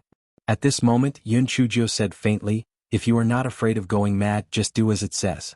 It has already become a demonic candle. Even if the light it gives off is a demonic light that contains evil energy. I advise you to quickly seal this demonic candle or kill it. Otherwise, your Zen sect will become a devil sect. Don't you think about why it was extinguished 10,000 years ago? The ancestors must have found some clues and sealed it. However, you gave it so many lamp keepers. This demonic candle absorbed the essence of those lamp keepers, so it was rekindled. Do you think this is a good thing? This is a disaster. Since I've said this, you can decide what to do. I have never been afraid of death. If you want to kill me, then kill me." Buddha's candle almost fainted from anger. Don't you know how it was extinguished back then? Yun Chujio's heart sank. She was afraid that Buddha's candle would say that she was the ghost ancestor. She directly slapped Qing Lu's face. There's no need for you to sow discord here. Yes, my parents were imprisoned here, but they didn't do anything to their children. This has nothing to do with me. Moreover, all beings are equal. Can't I tell you what I think? You, a treasure of Buddhism, actually joined the devil path and you still have the nerve to show off here. If I were you, I would have turned into ashes and dried my tears long ago. Where's your face? I'm asking, where's your face? You're talking nonsense. I didn't join the devil path. If you didn't join the devil path, how did those lamp keepers die? Do you dare to say that it has nothing to do with you? Yun Chujio asked with a sneer. She was relieved in her heart. This idiot finally changed the topic. Chapter 4862 serves you right for not lighting up even after 10,000 years. Buddha's candle was obviously a little guilty. Of course, their deaths have nothing to do with me. Tisuke, you'll be struck by lightning if you lie. Yun Chujio snorted coldly. Boom. A purple heavenly lightning descended from the sky. Although it did not strike Buddha's candle, it struck the roof of Changming Hall, causing the entire Changming Hall to tremble. Buddha's candle trembled in fear. Amitabha. It's related to me. I was just too bored, so I wanted to play with them. Who would have thought that they were too cowardly and scared themselves to death? Oh? How did you play with them? It's nothing. I just didn't let them move and used the Buddha's candle to scare them. Who knew that they were so cowardly that they could be scared to death this way? Buddha's candle said with some grievance. Everyone, you deserve to be extinguished. You deserve to not light up for 10,000 years. Yun Chujio looked at Master Liaowu and said, Master Liaowu, you heard it. This Buddha's candle is just a nonsensical thing. Its words have no credibility at all. Moreover, it can possess other people's bodies. If it were to possess you one day, the consequences would be. Therefore, it's better to extinguish it so that the Zen sect won't be disturbed. Yun Chujio's words clearly touched Master Liaowu. Keeping such a Buddha's candle that could be possessed with one's body was a huge hidden danger. If it were to possess him on a whim one day, it might take his old life. The other people of the Zen sect also looked at the Buddha's candle vigilantly. Previously, when Ji Ping was chosen, everyone was a little envious. After all, he was just a messenger. But now it was different. Buddha's candle had directly controlled Qing Lu's body. Perhaps Qing Lu's soul had been taken by it. This was too terrifying. When Buddha's candle saw everyone's expressions, he suddenly had a bad premonition. He hurriedly said, Don't listen to her nonsense. The reason why I possessed her body this time is because the situation is urgent. Normally I wouldn't do this. It was fine if the Buddha's candle didn't explain, but this explanation made the people of the Zen sect feel even more uneasy. This Buddha's candle had taken the lives of so many lamp keepers just for fun. In the future it would surely become even worse. Yun Chujio was right. This wasn't a Buddha's candle, it was clearly a devil's candle. Buddha's candle was so angry that it almost died. How did it become a devil candle? That smelly girl turned it into a devil candle with just a few words. Yun Chujio shrugged her shoulders. I don't know about that. I'm not a member of your Zen sect. However, you'd better be on your guard. Otherwise, it will attach itself to someone else's body to sow discord and cause trouble. Buddha's candle couldn't bear it any longer and cursed angrily, A bunch of idiots. You just believe whatever this stupid girl says. Are you all idiots? Don't you know that she is, your great aunt? Ugly candle, I advise you to be more sensible, or else you'll be struck by lightning again. Yun Chujio threatened. Buddha's candle thought of the purple heavenly lightning just now and couldn't help but tremble. She swallowed the words that were about to come out of her mouth. Yun Chujio snorted coldly when she saw this. If you don't want to be extinguished, it's not like there's no other way. If you beg me, maybe you'll be kind enough to give you some pointers. Buddha's candle was so angry that it was twitching. This stupid girl was so weak now, but she could still eat it to death. Woo, where's justice? Where's justice? Chapter 4863 Buddha's candle. Humph, beg you? No way. Besides, you have no way to extinguish me. What am I afraid of?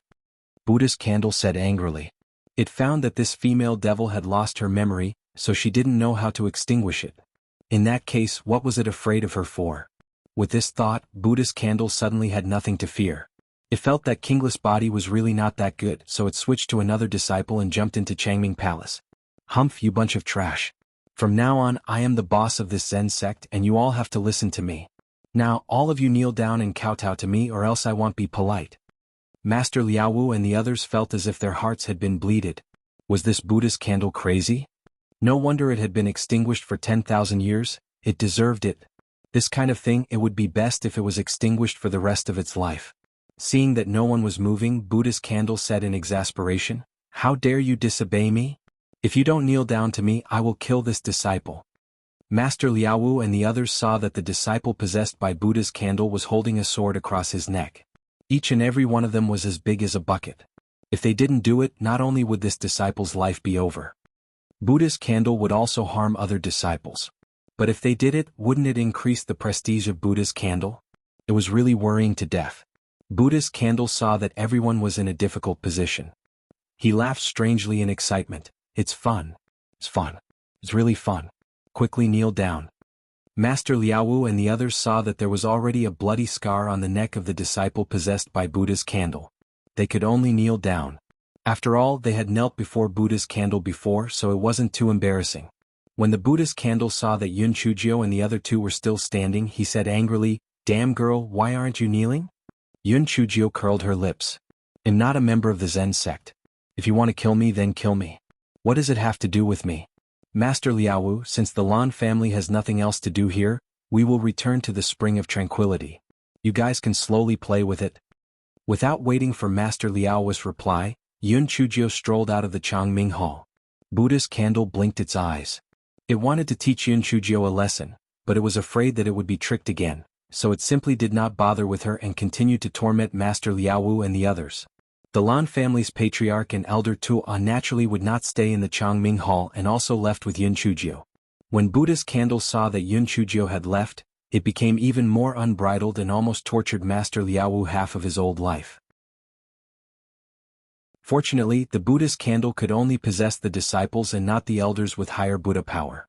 Otherwise it would be even worse. Master Lei took advantage of the time when the Buddha's candle went out to torment the other disciples and whispered to Master Liaowu, "Master, I think only that little girl Yun Chujio can take care of the Buddha's candle. Why don't we ask her for help?" Master Liaowu had no choice but to ask someone to invite Yun Chujio to Changming Palace. "Benefactor Yun, as long as you can subdue Buddha's candle, everything that happened before will be written off. What do you think?" Yun Chujio rolled her eyes and said awkwardly, "It's not impossible, but you all have to listen to me. No matter what the result is, you can't blame me or go back on your words." Of course. Master Liaowu only wanted to restore his peaceful days, so he naturally agreed. Chapter 48-64. At this moment, Buddha's candle came back and heard their conversation. He snorted coldly and said, "You think too highly of this stupid girl. It's already good enough that I don't find trouble with her, but you still hope that she can deal with me? Dream on." Yun Chujio glanced at Buddha's candle. "Is it fun?" Buddha's candle was stunned. He didn't know what Yun Chujio meant. He curled his lips and said, "Of course it's fun. It's much more fun than playing with those lamp keepers." Yun Chujio glanced at it as if she was looking at an idiot. "Among the 5 treasures of the Zen sect, I'm afraid you're the most useless, right?" "Bullshit. You're the most useless. How am I useless? I can emit Buddha's light and possess other people's bodies. How can I be useless with such heaven-defying abilities? Are you blind?" Buddha's candle said angrily. "Since you're so powerful, why don't you use your true form to go out and play? Since you're so powerful, why don't you leave the Zen sect and go out and have a look?" Yun Chujio said with a chuckle. Buddha's candle's eyes flickered. "What do you know? I am Buddha's candle, so of course I have to stay in the Zen sect. As for my main body, it is so precious, how can I move around casually?" "Tsk, what you say is better than what you sing. I think the truth is that your main body is actually not able to withstand a single blow, it is just a scare. Master Liaowu, go and pull out its wick with something. I want to see how it can jump around after it has become a hollow wax." Yun Chujio said with a cold smile. "You dare? Hurry up and kill this stupid girl. Don't listen to her nonsense." Buddha's candle said in a panic. Master Liaowu and the others wouldn't listen to it. They immediately prepared to pull out Buddha's candle and let this disaster extinguish once again. Buddha's candle was dumbfounded. It had just reignited and its strength was still very weak. If these people insisted on pulling its wick, it wouldn't be able to resist at all. It jumped anxiously and released golden light to block the approach of Master Liaowu and the others. Hei Xinjiu looked at it with a smile and said in a low voice, "Now that you acknowledge me as your master, I'll let them release you." Otherwise you can just wait to be extinguished again. Buddha's candle hated that it could burn this female devil into ashes. 10,000 years ago, it would rather be extinguished than submit. Was it going to submit this time? However, it had enough of the loneliness of 10,000 years. Once the candle wick was pulled out, it would sink into the darkness. Who knew when it would be able to give birth to the candle wick again? Buddha's candle suddenly rolled its eyes. Pitch, I can temporarily agree to this stinky girl. At that time, as long as I enter this stinky girl's body, I will be able to burn her into ashes. This was not because it killed its master. It was because she could not withstand the burning of the Buddha's flame and relied on it. Thinking of this, Buddha's candle pretended to be reluctant and said, "All right, I promise you. If you drop your blood on my body, I will establish a contract with you." The corners of Yun Chujia's mouth curled up. She jumped to the front of Buddha's candle, bit her index finger and dropped her blood on the Buddha's candle. Almost in an instant, the Buddha's candle's soul returned to its original body. The golden light forced Master Liaowu and the others to retreat. At the same time, countless golden Sanskrit appeared in the sky above the Changming Hall. The body of the Buddha's candle suddenly shrank and finally turned into a small candle that was no more than an inch long. It rushed towards Yun Chujia's forehead. The Buddha's candle's idea was very simple. It planned to jump directly into Yun Chujia's forehead. In that case, the Buddha's candle would burn Yun Chujia's spiritual sense. This fellow's idea was pretty good. However, just as it entered Yun Chujia's forehead, it was pushed out by a huge force. Chapter 4865 had dragged him into this mess. Buddha's candle fell to the ground with a thud. It was a terrible fall. This fellow was dumbfounded. What on earth had pushed it out? It bravely charged towards Hei Xinjia's glabella again, and then fell down again. This fellow decided to settle for the second best. The glabella didn't work and her dantian wasn't bad either. Let's see how she can show off after destroying this smelly girl's dantian. Hence, this fellow directly charged towards her dantian and was beaten up by Guai Chao. You little scum, you still dare to dream of getting a share of the dantian? Shameless. Before Buddha's candle could regain his senses, he was directly knocked out of his dantian by the black bead. This fellow fell to the ground again. Buddha's candle consoled himself. Since the space between his eyebrows and his dantian didn't work, he would stay in the palm of his right hand for a while and directly burn this stinky girl's right hand into ashes. Thus, the fellow rushed towards its right palm, only to be chased out by a small flame that was burning in anger. Buddha's candle only felt sorrow coming from within. Why was there a bunch of perverts in this little girl's body? If it did not see wrongly, that was the 10,000-year-old fire marrow in this fellow's right hand. Even the 10,000-year-old fire marrow did not do anything to this stinky girl, so it was likely that it could not do anything to her. It was over. It had failed in its attempt to steal the chicken, and now it had gotten itself involved. The girl no longer had the intention to go against Yun Chujio. She tried to enter Hei Xinjia's left hand while crying. Fortunately, she was not kicked out this time and she finally had a place to settle down. However, it was suddenly stunned. Why did the thing tied to the girl's left and right wrists look familiar? Oh my god, aren't those two guys? Why did they become half dead? It regretted it. It didn't want to become like them. Oh, I regret it. Let's cancel the contract right now. Otherwise, I won't be polite. Buddha's candle said angrily. Yun Chujio snorted, dream on. Stay here or I'll pull out your core and burn it for fun. Woo, you can't do this. If I knew you were such a woman, I would never let you have me no matter what. Yun Chujio, Master Liaowu and the others were all dumbfounded at this moment. They had been blinded by the golden light of the Buddha's candle previously, so they had just regained their sight. They also happened to see the Buddha's candle, which had shrunk countless times, enter Yun Chujia's left hand. What was going on? An elder suddenly cried out in surprise. Buddha's candle? The Buddha's candle was actually contracted by her. What? The Buddha's candle had actually established a contract with this Yun Chujio? Amit Buddha, Master Liaowu, what is going on? Master Liaowu asked in a trembling voice. Alas, if I don't go to hell, who will? I'm just too kind. I saw that you guys couldn't do anything with this Buddha's candle, so I reluctantly accepted it. This way your Zen sect will cease to exist in the future, said Yun Chujio with a sympathetic tone. Sect Master Lei Wu and the people of the Zen sect almost died from anger. You fucking are trying to be nice by taking advantage of me. And you still want to force us? Although this Buddha's candle was a little crazy, it was still a treasure of the Zen sect. How could we let this stupid girl take advantage of us just like that? Master Liaowu, this is a little inappropriate.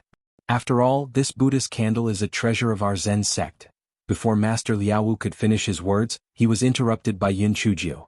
This guy said with a smile, Master Liaowu, I'm sorry but I can't help you. Master Liaowu, we have already agreed beforehand. No matter what the result is, you can't blame me or go back on your words. Are you going back on your words? Chapter 4866. Everyone is happy. Master Liaowu almost spat out a mouthful of blood. He had a misconception that Yun Chujio must have set up a trap on purpose. She had wanted to kidnap the Buddhist candle in the first place. It was too wicked. If he said it out loud, what would he do now? Could he just watch Yun Chujio kidnap their Zen sect's Buddhist candle?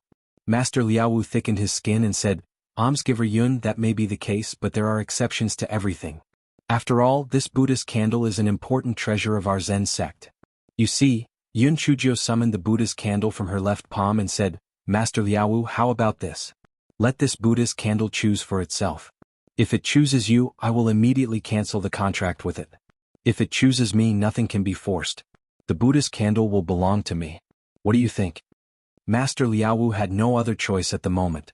He felt that this method was not bad. As long as he understood it with emotion and reason, the Buddhist candle would definitely choose to stay in the Zen sect. Buddhist candle, you are an important treasure of the Zen sect to begin with. It is more appropriate for you to stay in the Zen sect. Moreover, there is a special hall of longevity here to worship you. You can absorb the psyche power of the tribute. This will be very beneficial to your cultivation.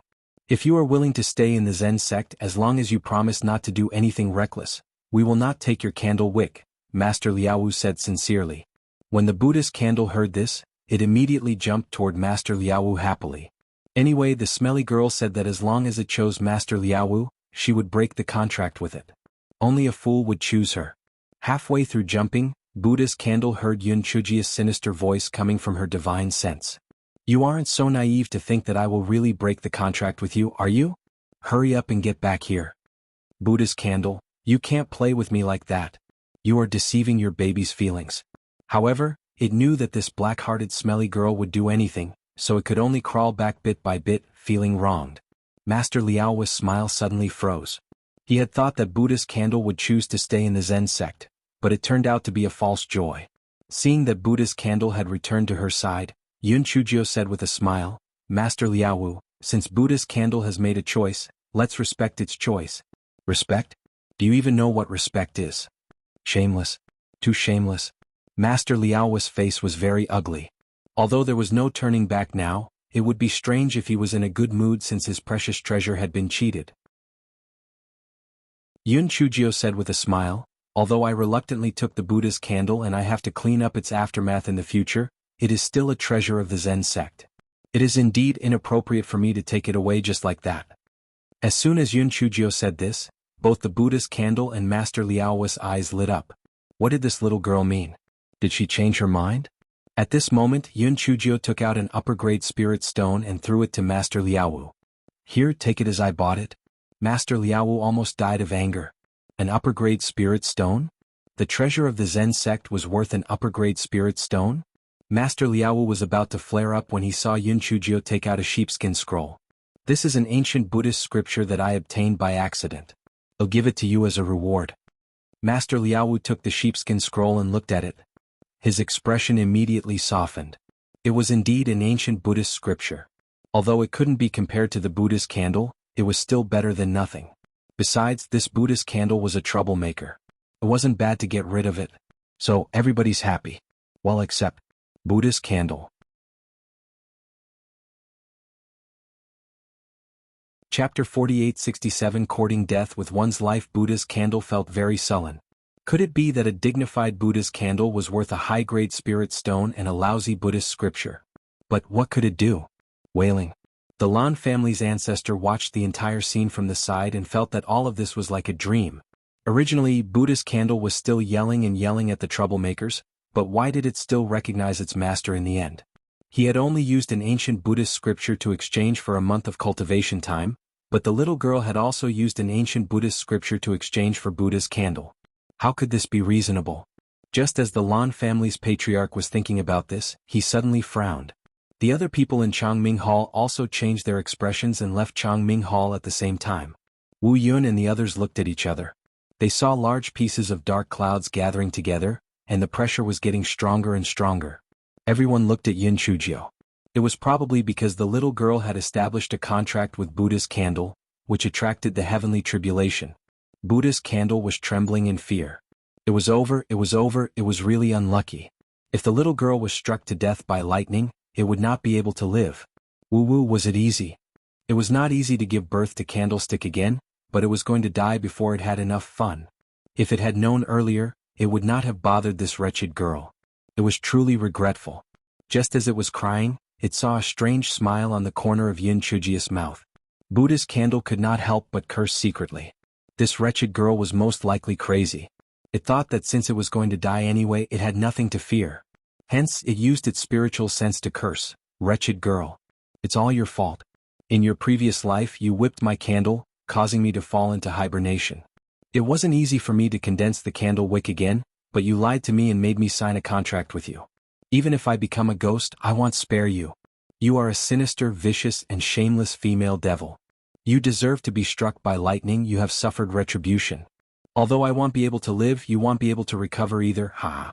The silly cuteness in the spirit beast pouch as well as the little flame, only had one comment regarding the Buddha's candle's performance. Stupid. Yun Chujio didn't take the Buddha's candle's words to heart. It was just a small candle, how could it turn the sky upside down? She looked at the gathering dark clouds and said, this heavenly lightning should be coming for me. After all, I just contracted the Buddha's candle. Since it's my karma, I can't drag everyone in the Zen sect down. They'll find a place where no one is around to be struck. Master Liaowu and the others simply couldn't believe that Yun Chujio would say such righteous words. Oh my, did this black-hearted little girl find her conscience? But that was also true.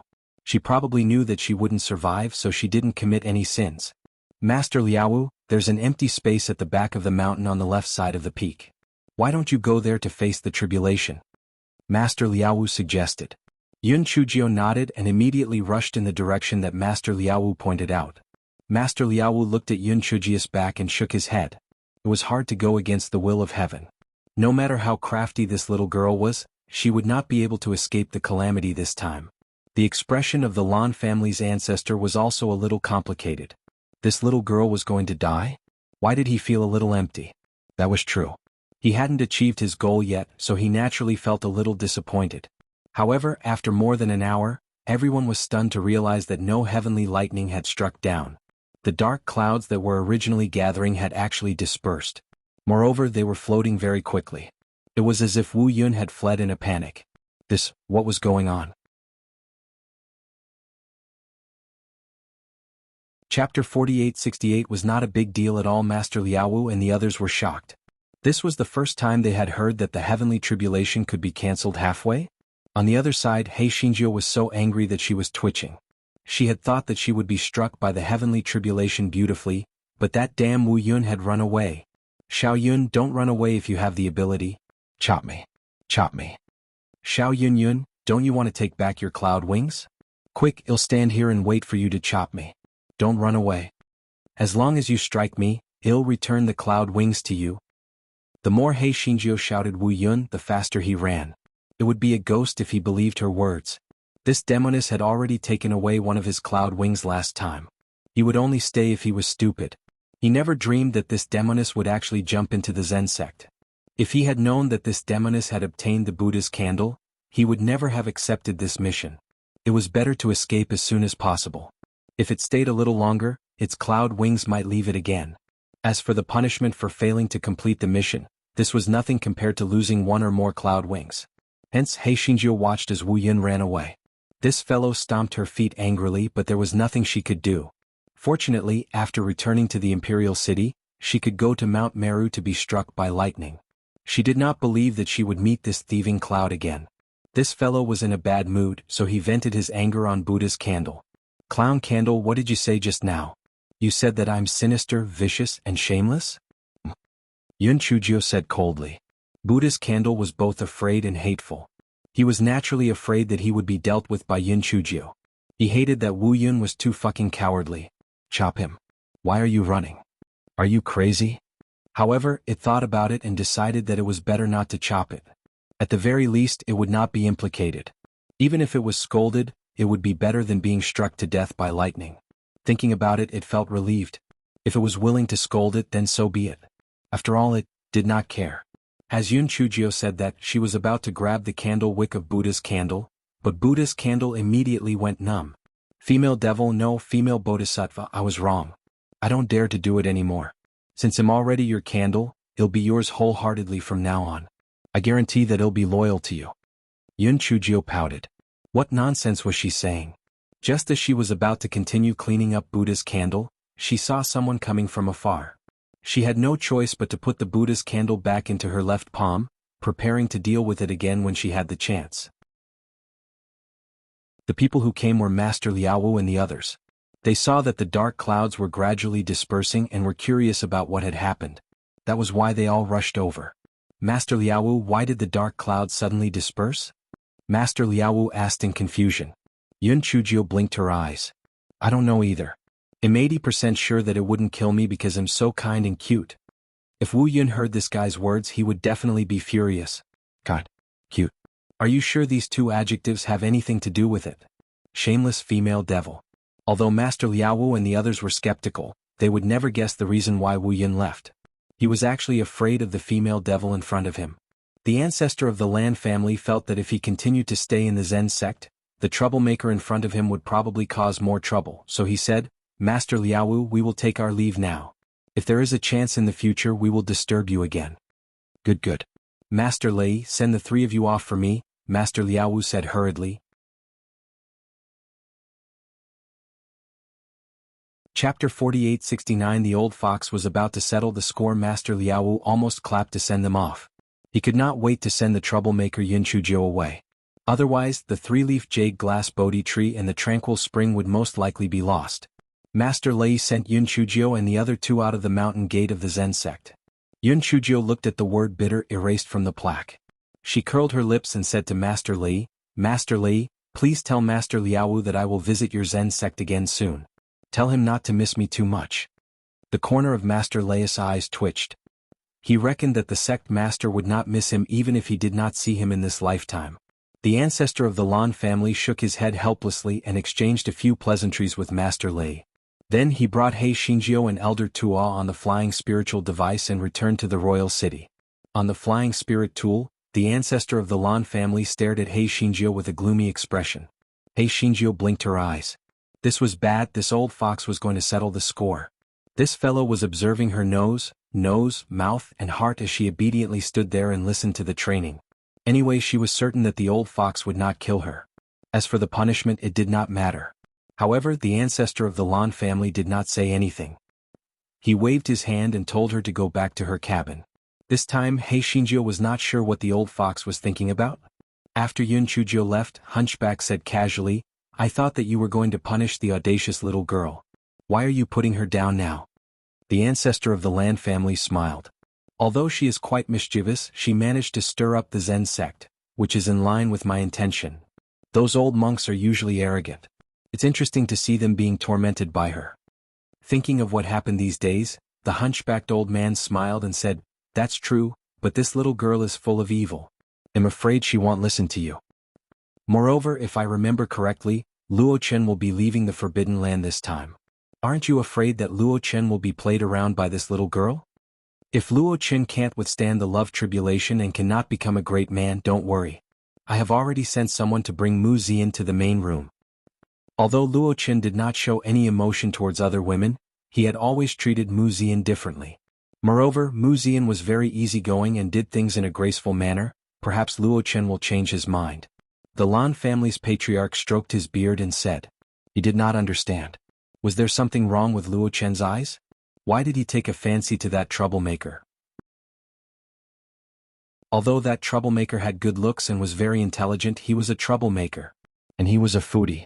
He believed that with Mu Zian's contrast, Luo Chen would definitely change his mind. A few days later, the flying spirit tool arrived at the imperial city. Third brother, the Zen sect has always been known for being old-fashioned. Yun Chujio is also a troublemaker. Perhaps she won't be able to return this time. To be honest, Lan Dimeo wasn't too confident. That troublemaker could cause so much trouble in the Lan family. This might really cause trouble in the Zen sect. However, he said on the surface, second brother, the old ancestor will take care of little Nine, so she will naturally be fine. You are worrying too much. Second elder curled his lips and thought to himself, just keep your mouth shut. In a while the old ancestor will arrive. When that time comes you will be crying.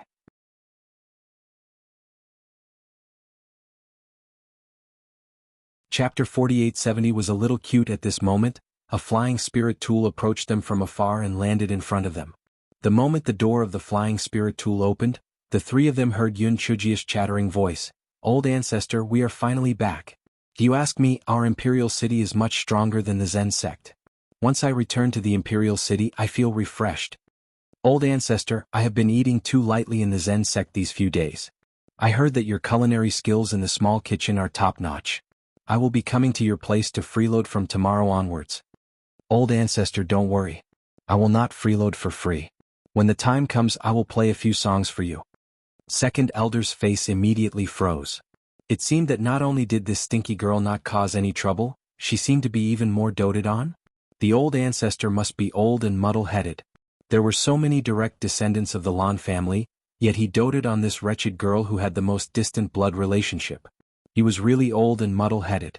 Lan Dimeo, on the other hand, was very happy. The more Yun Chujio was doted on, the more beneficial it would be for the three of them. Naturally they could not ask for more. The old ancestor of the Lan family walked down the gangway under the forceful support of Yun Chujio, followed by the speechless old Tua. He was amazed by Yun Chujia's thick skin. This little girl was able to survive until now because of her thick skin. After the first elder and the other two greeted her, they simply reported the recent situation. It was not a big deal. The Lan family's patriarch looked at the first elder and asked, the Mu family's Ziyen girl has arrived, right? The first elder smiled and said, Patriarch, according to your instructions, I have already brought her to the main house a few days ago. All the expenses are done according to the standards of the Lan family's first daughter. Don't worry. The Lan family's old ancestor nodded. Although Ziyen is a junior, the Mu family's influence is similar to our Lan family's. Don't neglect her. Old ancestor is right. Tomorrow Luo Chen's punishment period will be over. His relationship with Ziyen has always been good. It just so happens that they can cultivate a relationship. If this marriage can be settled, that would be the best. The great elder smiled and said. The great elder and the others did not know about the entanglement between Lan Luochen and Yun Chujio. Hence, they had always thought that the person Lan Luochen fell in love with was Mu Ziyan. After all, he had always treated Mu Ziyan differently from others. The Lan family's forefather glanced at Yun Chujio. Seeing that her expression did not change at all, he could not help but feel puzzled. Could it be that this troublemaker really did not have any feelings for Luochen? How could he know that Yun Chujio's heart was blooming with joy at this moment? She could not wait for that Mu Ziyan and Lan Luochen to become a couple. To prevent that crazy Lan Luochen from pestering her all the time. The ancestor of the Lan family saw that Yun Chujio did not have any reaction and could not help but feel a little frustrated. In his opinion, Lan Luochen was one of the best among the younger generation. He was a rare existence. However, this troublemaker in front of him actually looked down on him. He could not help but feel a little angry in his heart. He looked at Yun Chujio again and said, Ziyan girl is generous and graceful. She has the demeanor of a noble girl. If you have the chance you should learn from her. Don't act like a crazy girl all day long. Yun Chujio said with a smile, Forefather is right. If I have the chance I will definitely ask Sister Ziyan for advice. However, there's nothing wrong with me being a naughty monkey. At least I can make you happy, right? Seeing her shameless look, the Lan family's forefather swallowed back the words that he wanted to teach her a lesson. For some reason he felt that this little girl's thick-skinned appearance was a little cute.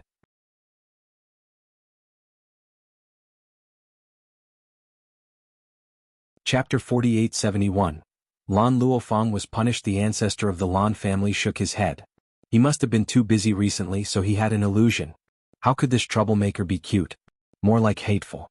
Lan Dimeo and the others sent the ancestor of the Lan family back to the ancestral mansion before returning to their own mansion. While walking back, Lan Dimeo asked Hei Shinjio, Little Jio, did you get into any trouble when you went to the Zen sect this time?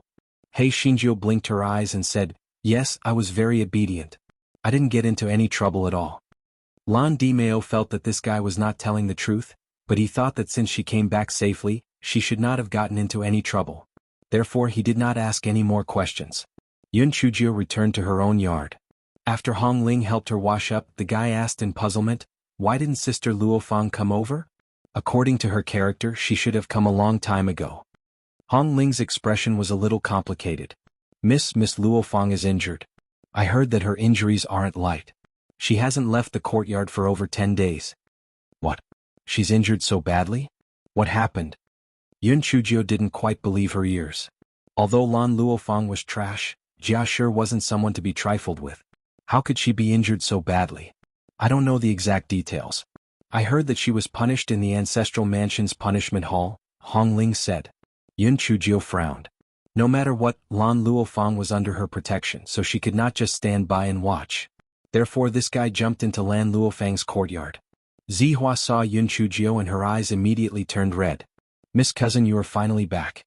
Ever since you went to the Zen sect, our missed days in the ancestral mansion have become more and more unbearable. Now it's even more, sigh.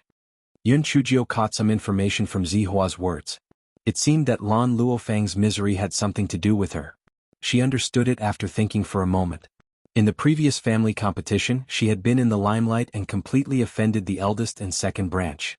Lan Luofang was on good terms with her, so she naturally became the target of their anger. However, with the protection of the Jia Shi, they did not have the courage to do so. She frowned and went straight into the room.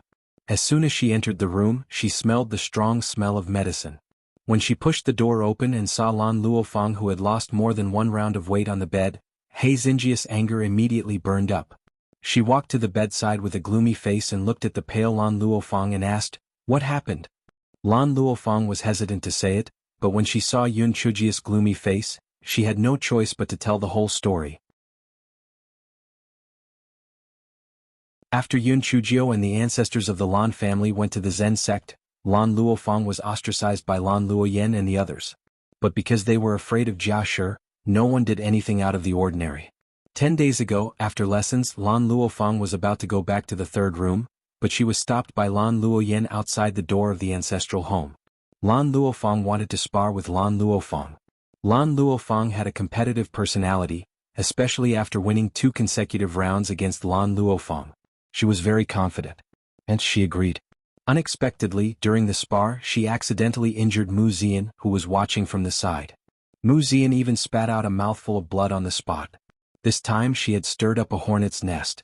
The guards and maids that Mu Zian had brought with her immediately refused and insisted on getting an explanation from the Lan family.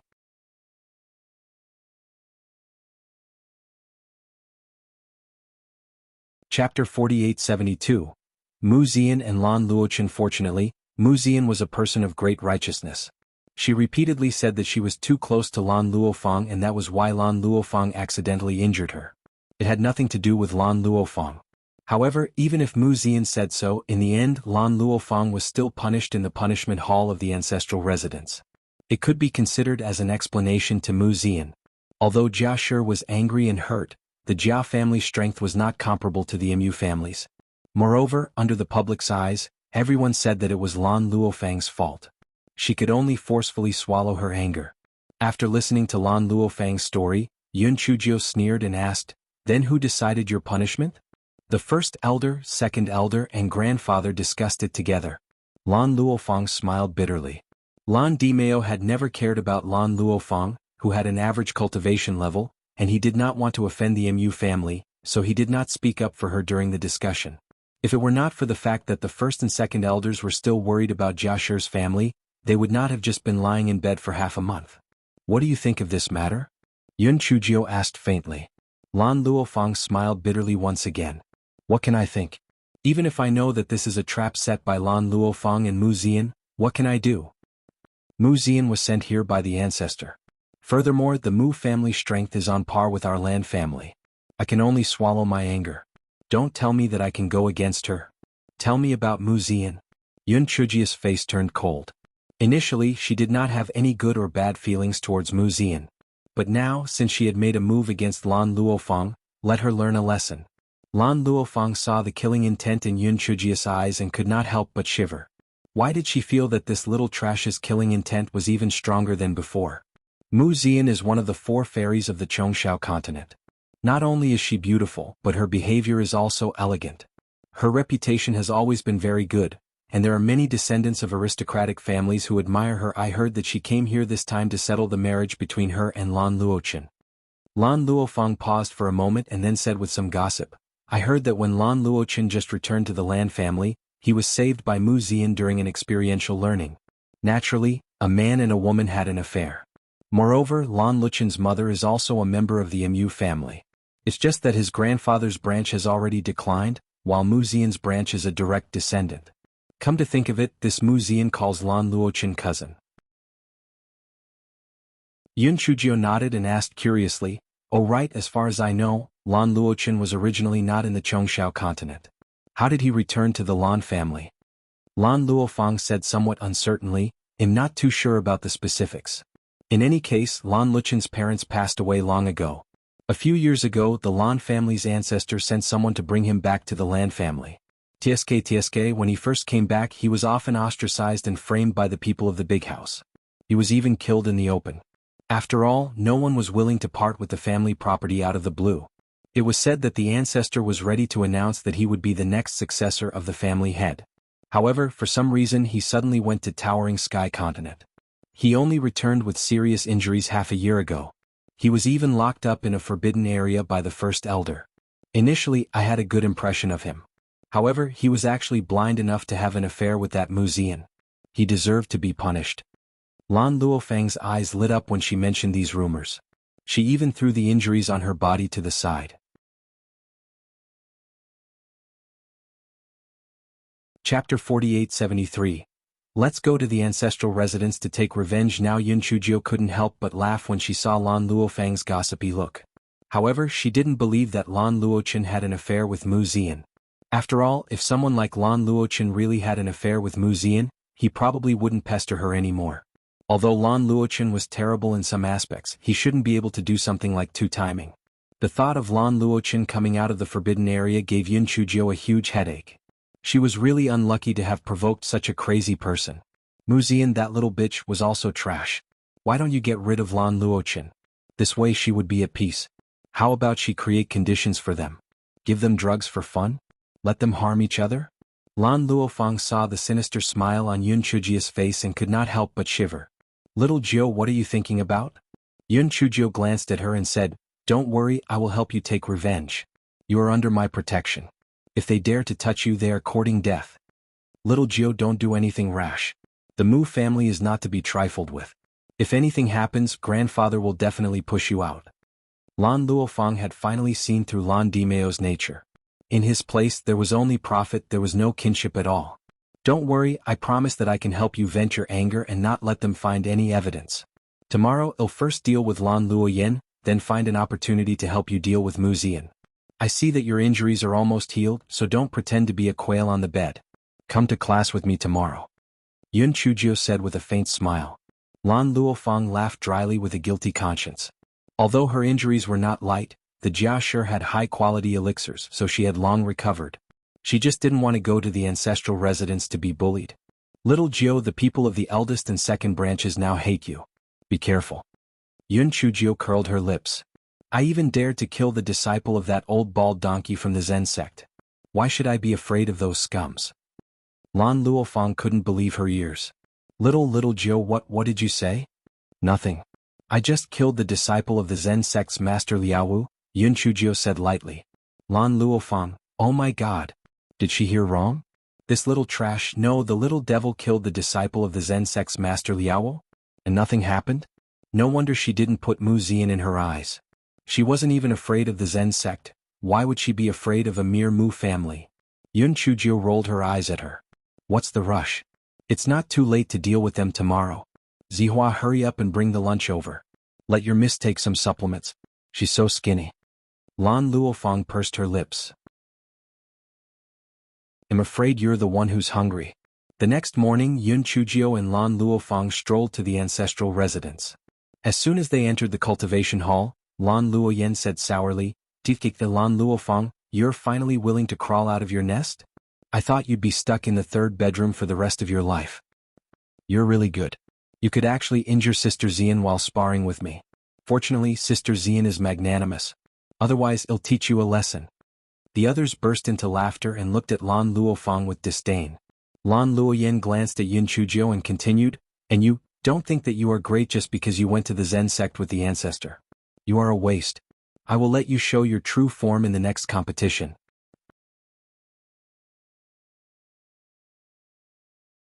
Chapter 4874, Beating the crap out of people. The crowd burst into laughter again, mixed with sarcastic words. Lan Luofang's face turned red. Just as she was about to refute, she saw Yun Chuzhou slowly walk up to Lan Luoyen. "Apologize to me and Sister Luofang right now, or I won't be polite." Lan Luoyen snorted coldly. Yun Chuzhou, stopped pretending to apologize. "In your dreams." Slap, slap. No one expected Yun Chuzhou to slap Lan Luoyen directly. Lan Luoyen's face instantly swelled up like a pig's head. "Yun Chuzhou, how dare you hit me? They'll go to the punishment hall and sue you right now." Lan Luoyen covered her cheeks and said angrily, "Since you're going to sue me, it'll make the evidence more conclusive." Yun Chuzhou said until here and directly pulled Lan Luoyen's hair and gave her another round of beating. Lan Luofang also took the opportunity to kick Lan Luoyen twice, feeling very happy in her heart. The others in the cultivation hall did not react at first. When they reacted and wanted to help Lan Luoyen had already fainted from the beating.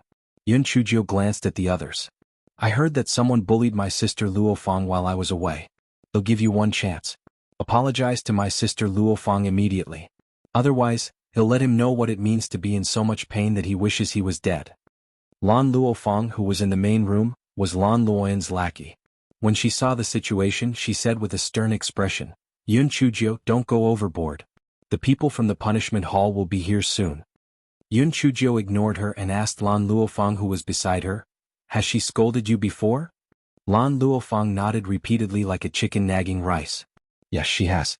Other than Lan Luofang, she's the one who scolded the most." When Yun Chuzhou heard this, she immediately walked towards Lan Luofang.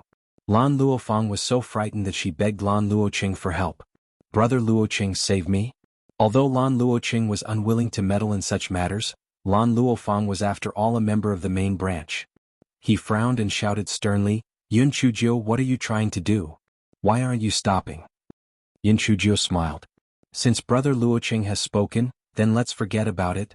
Lan Luomei heaved a sigh of relief and thought to herself, no matter how arrogant this Yun Chuzhou is, she wouldn't dare to have a conflict with Lan Luoqing. Just as she was thinking about it, she received a heavy slap on her face, causing her to stagger. Following that, she was sent flying and crashed into the wall of the cultivation hall. She fell miserably. Lan Luoqing said in a flustered and exasperated manner, "Yun Chuzhou, aren't you going to say forget about it?" "That's right. Otherwise I would have given her 2 slaps. You tried to be lenient, but I only gave her 1 slap." "I gave you a lot of face," Yun Chuzhou said with a smile. When everyone heard this, their hearts felt as though they were crying dogs. Since when did the punishment hall become so polite when it came to arresting people? "Return it to you, please?" Yun Chuzhou nodded and slowly followed the guards of the punishment hall to the punishment hall. Lan Luofang was worried and followed obediently. The others supported Lan Luomei and Lan Luoyen, who had just woken up and followed behind. Lan Luomu was among them and his face showed some suspicion. Although Lan Luoyen and Lan Luomei's cultivation was not high, they were not so weak that they could not even fight back. How could they be beaten up so easily by Yun Chuzhou? Elder Ning's head hurt a little when he saw He Xinjiu strolling in. Chapter 4875. Eldest cousin Elder Ning was about to speak when he heard Yun Chuzhou say, "Elder Ning, I was wrong. I beat up Lan Luoyen and Lan Luomei. Although they deserve to be beaten up, the ancestral residence has its own rules. I accept the punishment." Lan Luofang almost fainted. Was this little devil crazy? Why did she accept the punishment so quickly? Elder Ning was also stunned. Did this little girl eat the wrong medicine? At this moment, he heard Yun Chuzhou continue, "However, I still have to play a tune for the old ancestor these few days, so I'll record the punishment first. Save a little more and I'll pay it back together." Elder Ning's nose almost went crooked from anger. It was the first time he heard that the punishment of the Hall of Punishment had a record. Elder Ning was about to flare up, but he saw that Yun Chuzhou had already run away. As for the guards of the Hall of Punishment, they acted as if they didn't see her. What a joke. This little devil killed without batting an eye and was favored by the ancestor. Unless they were full of themselves, they would only stop her. Lan Luofeng learned her lesson and quickly ran away with her. Elder Ning was so angry that he kept twitching. He angrily went to complain to the ancestor. Lan Luoyen and the others were gloating over Yun Chujia's misfortune. This Yun Chujia was really seeking death by playing tricks. The punishment this time would definitely not be light. Lan Luofeng caught up with Yun Chujio and said anxiously, "Little Jiu, what should we do next? Elder Ning won't let it go just like that." "Don't worry. My ancestor dotes on me the most. You won't punish me. Come, let's go back to class. It's been a long time since I've seen Mr. Shi. I still miss him a little." He Xinjiu said with a smile. The corner of Lan Luofeng's eyes twitched. Mr. Shi probably wouldn't miss her. It had been such a long time, but he still couldn't transform into a supplementary spirit beast. He was even more useless than her. No one knew what the old ancestor of the Lan family had said to Elder Ning. Anyway, until the class ended, no one from the punishment hall came to catch Yun Chujio. This fellow swaggered out of the ancestral residence with Lan Luofeng. As soon as they left the main door of the ancestral residence, Yun Chujio dragged Lan Luofeng back to the ancestral residence. Then she leaned on the crack of the door and looked out. Lan Luofeng looked baffled and also looked out through the crack of the door. She saw a man and a woman standing not far away from the door. The man was dressed in white. He was so handsome that it seemed unreal. It made people wonder how such a handsome man could exist in the world. In front of him stood a woman dressed in pink with beautiful features. She smiled sweetly. It was Lan Luochen and Mu Zian. "Cousin, you're finally out. Have you recovered from your injuries? Did you eat the 9 Revolutions essence-building pill that I had someone send over last time?" Mu Zian's eyes were filled with adoration. Lan Luochen frowned slightly. He was obviously a little anxious, but he still said gently, "Thank you, Miss Mu. But don't send me these things in the future. I don't need them." "Cousin, how many times have you said you can just call me Zian? Calling me Miss Mu is too distant." "Cousin, this time I'm here actually." Mu Zian was a little shy and was about to mention the engagement, but she saw Lan Luochen suddenly turn around and run towards the gate of the ancestral home. He was so fast that she could only see an afterimage. He Xinjiu saw that Lan Luochen had actually found her, so she was so scared that she didn't care about Lan Luofeng anymore, and ran into the ancestral home. After running for a distance, this guy was stunned. Why was she running? Since they would meet again in the future, she could not avoid him even if she could avoid him. If that was the case, why was she so cowardly? Therefore this guy stopped and bared his white teeth at Lan Luochen, who had already caught up to him. "Big cousin, are you also in a hurry to find the toilet?"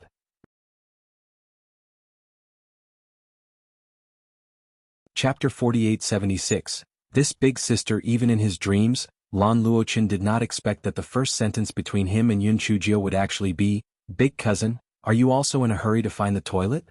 Seeing that Lan Luochen did not say anything, Yun Chujio clutched her stomach and said, "Big cousin, the male toilet is over there. You're going in the wrong direction." "Little Jiu, am not." "Big cousin, don't tell me that you want to go to the female toilet," Yun Chujio said in fear. "Little Jiu, forget it. If you want to go to the female toilet, then go. I'll go back to the third toilet and go to the toilet." After He Xinjiu said that, she ran to the front door of the ancestral residence. When He Xinjiu was about to reach the front door of the ancestral residence, she was stopped by Mu Zian. "This sister looks unfamiliar. Could it be that you are Sister Yun from the third house?" Mu Zian said with a smile, but her eyes were full of inquiry. Yun Chujio glanced at Mu Zian. "I'm sorry, sister. My stomach hurts. I don't have time to chat with you." After saying that, Yun Chujio walked past Mu Zian and left the ancestral residence. She ran far away. Lan Luofeng also ran away with her. Lan Luochen wanted to chase after her, but Mu Zian blocked his way. "Cousin, you knew that Sister Yun before? You didn't know her in Atlas, did you?" Lan Luochen was a little impatient, but he remembered that Mu Zian had saved him before, so he softened his tone and said, "That's right, we are old acquaintances. We will get married soon." Mu Zian couldn't believe her ears. What? They were going to be married soon? Her body trembled slightly. "Cousin, you said that you were going to be married?" Lan Luochen nodded, his eyes showing a faint joy. He took the risk to reveal Little Nine's grandmother's matter. He wanted to pursue Little Nine legitimately and then marry her. Although he had hesitated back then and was afraid that Little Jiu would be in danger when she reached the Lan family, she was smart enough to deal with it. Now it seemed that his decision was right. From now on he could get along with her day and night. And that Di Biming could only hope to see her once. Little Jill was still his after all. Mu Zian saw the joy and anticipation in Lan Luchen's eyes. Her nails sank into her palms without even knowing it. On what basis? Why did that bitch easily snatch away her cousin's heart? It was clearly her cousin whom she had met first. Although that incident, no matter what, she had given him spirit herbs and cared for him. Could it be that she was worse than a bitch from a lower continent? Although Mu Zian was gnashing her teeth with hatred in her heart, she forced a smile on her face. Cousin, congratulations. As Lan Luochen was about to go to the third room to chase after Yun Chujio, he heard Mu Zian exclaim. He frowned and turned his head. He saw Mu Zian clutching her chest. Her face was pale and her forehead was full of cold sweat. He quickly asked, Miss Mu, what happened to you? A few days ago, I was accidentally injured by Sister Luofeng. I thought I had recovered, but I didn't expect it to relapse now. Cousin, you don't have to worry about me. Go chase Sister Yun. Mu Zian bit her lips and said. Lan Luochen frowned and looked at Mu Zian's maids and guards. Quickly take your miss back to the manor and send someone to look for the doctor. After Lan Luochen said that, he turned around and chased after the third room.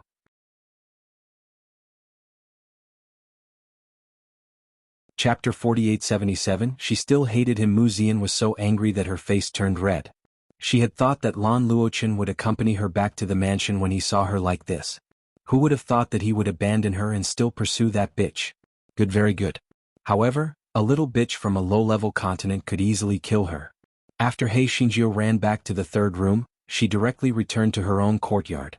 Hong Ling saw that she was flustered and could not help but ask with concern, Miss, what's wrong? Don't mention it. I met a mad dog, it scared me to death. Yun Chujio patted her chest and said. Hong Ling was dumbfounded. Mad dog? It would be over if she just slapped her to death. Was there a need to be so scared? She did not dare to ask further. She brought a basin of water and asked Yun Chujio to wash her hands. After that, she brought some melon seeds and snacks and left. He Xinjiu was extremely satisfied with Hong Ling. She grabbed a handful of melon seeds and was about to eat them when Lan Luofeng rushed in. Her eyes were full of gossip. Little Jiu, you knew that Lan Luochen in the past? Yun Chujio pouted. Don't mention him in front of me. I won't bother others if you mention him. Lan Luofeng went up to her and asked curiously, Little Jiu, tell me what's going on. Maybe I can give you some advice. Yun Chujio thought for a while and thought that she would have to ask Lan Luofeng to cover for her in the future, so she said simply, he said that he likes me but he wants to kill my fiancée. Do you think such a person is scary? Lan Luofeng opened her mouth in surprise. Oh God, is he crazy? Isn't it important to love each other? How can he kill your fiancé? Is your fiancé okay? My fiancé is an unparalleled hero. Why would he be afraid of a piece of trash like him? He Xinjiu said with pride. Then her face fell. It's just that I haven't heard from him in a long time. Now that this piece of trash has come out of the Forbidden Land, I'm really worried. Lan Luofeng comforted her. The lifespan of cultivators is much longer than that of ordinary people. So, what you said about a long time is actually not that long. I guess there will be news soon. Don't sigh. You're right. It's just that whenever I think of that scum, my head hurts. If only he was locked up in the forbidden area again or directly died. But what did he do wrong? If she could accept him, he could completely not kill Di Biming. Everything he did was just so that he could be together with her for a long time. At this time, the housekeeper of the third branch received the news that Lan Luochen had barged into the residence and rushed over. Young Master Luochen, isn't it a little, not too good for you to barge into our third branch without permission? The housekeeper saw Lan Luchen's gloomy expression and could not even speak properly. Lan Luochen ignored him. Instead, he pushed open the courtyard door and walked straight into the courtyard. Yun Chujio had already noticed him a long time ago. The words she said just now were also for him to hear, so she wasn't surprised. On the other hand, Lan Luofeng was shocked. She remembered what she said about him being crazy.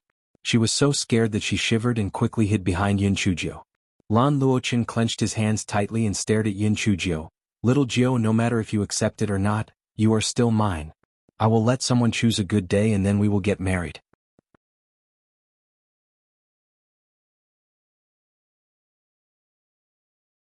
Chapter 4878. There's only one thing I want in this life, Ba.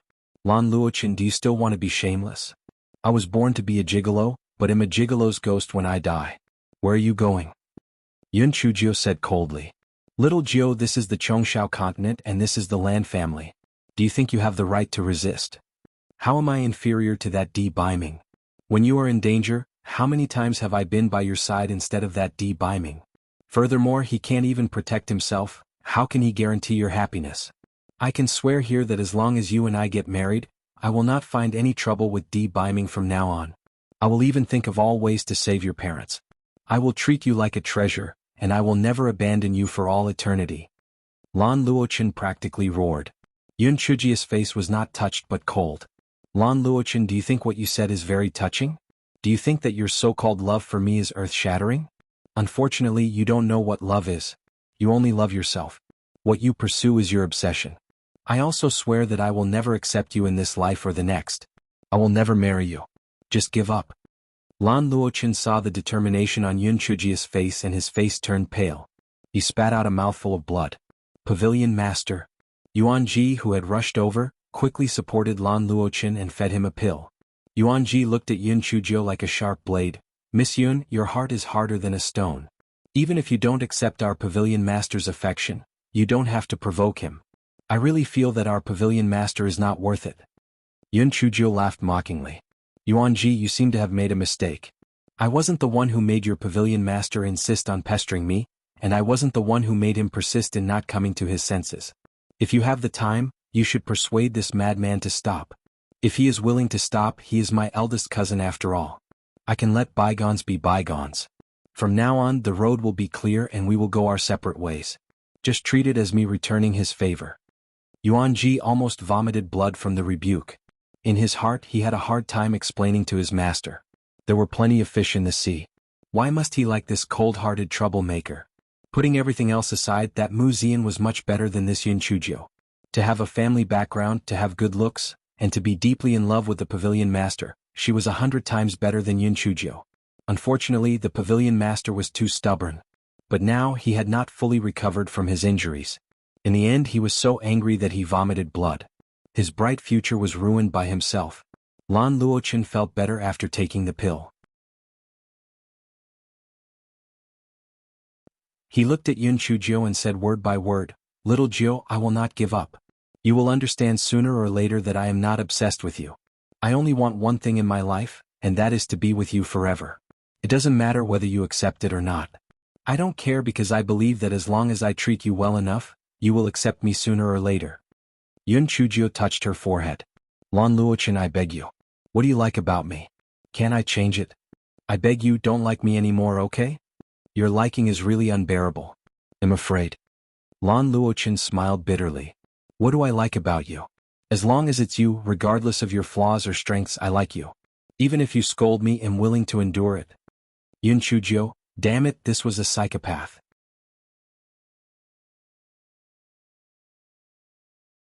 Chapter 4879. No matter if you die or you die. Yun Chujio looked at Lan Luochen speechlessly. She had nothing to say to him now. If she could turn back time, she would rather not know him. Unfortunately, there was no medicine for regret in this world. Yun Chujio took a deep breath. Hong Ling, bring a chair over. Hong Ling was already scared silly. She hurriedly brought out a chair from the house. Yun Chujio gestured for Lan Luochen to sit down and talk. Lan Luochen's eyes suddenly flashed with a light. Has little Jiao changed her mind? After Lan Luochen sat down, Yun Chujio said, Lan Luochen, let's have a peaceful talk today. I hope you will listen to what I have to say next. Lan Luochen nodded. He was so nervous that he didn't know where to put his hands. It had been a long time since he sat down face to face with little Jiao. Yun Chujio sighed and said, Lan Luochen, you saved my life and have silently done many things for me. I thank you. In the future, if you need my help, I will return your favor. However, this doesn't mean that I will forgive you for hurting the gigolo in the name of liking me. If he wasn't lucky, he would have died in your hands last time. Also, I don't have the obligation to respond to your feelings. If you don't like me, then you don't like me. No matter how much you give to me, I won't like you. If you truly love someone, the first thing you should consider is the other party's feelings and not satisfy your own selfish desires. You shouldn't hurt innocent people in the name of love. You can see what Brother Wuji has done. Back then he was blind and fell in love with me. After he found out that I was uninterested in him, He let go of me freely. We are now like brother and sister. Lan Luochen, I hope that you can let go. After all, we were once friends. I don't want to fight to the death with you. One day you will meet a woman who is in love with you. Why are you so stubborn? If you continue to be wrong, there will really be no turning back. Whether you die or you die, this is not the result I want to see. The corner of Yuan Jia's mouth twitched. What did he mean by whether you die or you die? Wasn't this the same meaning? Didn't he say that my master lost his life? However, she was right about one thing. Those who took a fancy to her were indeed blind. Lan Luchen's hopeful gaze instantly dimmed. He said with difficulty, Little Jiu, if you had met me first and not Beiming, would you have liked me? Yun Chujiu laughed lightly. There is no hypothesis in this world. Moreover, loving someone has nothing to do with time. If I had a choice, I would rather have never met you.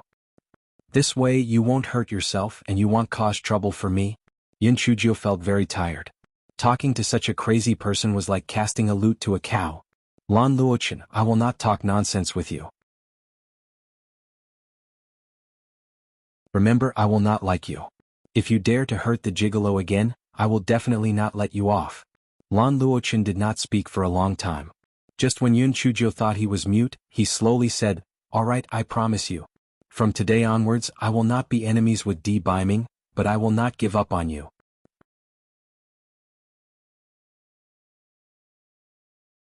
Chapter 4880 is Beyond Redemption. Yun Chujiu looked at Lan Luochen suspiciously. Is what you said true? Of course. If I lie, my soul will scatter and I will be beyond redemption. Lan Luochen swore to the heavens. Yun Chujiu felt a huge weight lifted off her heart. No matter what, as long as this Lan Luochen did not cause trouble for the gigolo, everything else was negotiable. If he was willing to pester her, she would just ignore him. Moreover, when her wings were fully grown, she would no longer be able to stay in the Lan family, and he would no longer be able to pester her. Thinking of this, Yun Chujiu revealed a sincere smile. Big cousin, if that's really the case, then that would be the best. Lan Luochen also revealed a faint smile. Little Jiu, in the past, I was too extreme. From today onwards, I will not find trouble with Beiming. However, my feelings for you can be seen by heaven and earth. One day you will accept me. Yun Chujiu shook her head with a bitter smile. No matter what, she had finally made some progress. Perhaps he would be able to understand it after a period of time. Lan Luchen's face was very pale because he spat out a mouthful of blood just now. After saying a few words, he was forcefully supported away by Yuan Ji. Lan Luofeng clicked her tongue and said, Little Jiu, I didn't expect you to be quite popular. There are actually 2 men, no, 3 men fighting for a woman. But speaking of this, I feel that although Lan Luchen's brain is a little bad, he seems to be sincere to you. Are you really indifferent to him? Yun Chujiu glanced at her and then said leisurely, When you like someone, you will know that there is no one else in your heart other than that person. Even though Lan Luochen is good, he is not my type. Moreover, he is a psychopath. He hurt my gigolo in the name of liking me. I am too weak. Otherwise, I would have killed him long ago. What else do I like? Lan Luofeng nodded. That's true. He is a little stubborn. No matter what, he should not hurt your fiancé. However, didn't he say that? He won't target your fiancé in the future. Don't worry. Yun Chujiu sighed. I hope so. To be honest, she didn't really believe Lan Luchen's words. After all, how could such a stubborn person be so easily persuaded? However, in order to stabilize him, she believed his words. On the other side, after leaving the third room, Yuan Ji asked, Pavilion Master, is what you said just now true? Lan Luchen's face was terrifyingly gloomy. Of course it's not true. As long as Beiming doesn't die, Little Nine will not accept me. But you just swore a poison oath. So what if my soul is scattered and I'm doomed? As long as Little Nine can accept me, even if it's just for a day, my life will not be in vain. Lan Luochen said casually. A sentence flashed through Yuan Jia's mind. Crazy. Their pavilion master had completely gone crazy. For that troublemaker, he could even say such words. How could he not see what was so good about that troublemaker? Just as he was thinking about it, Lan Luochen sneered. However, since that Beiming hasn't shown up yet, he must have met with a big problem. If he died just like that, it would save me a lot of trouble. Pavilion Master, what you said makes sense. The Divine Devil Hall has always wanted to get rid of him, so they naturally won't let it go. I reckon there's no need for you to take action. Yuan Ji echoed.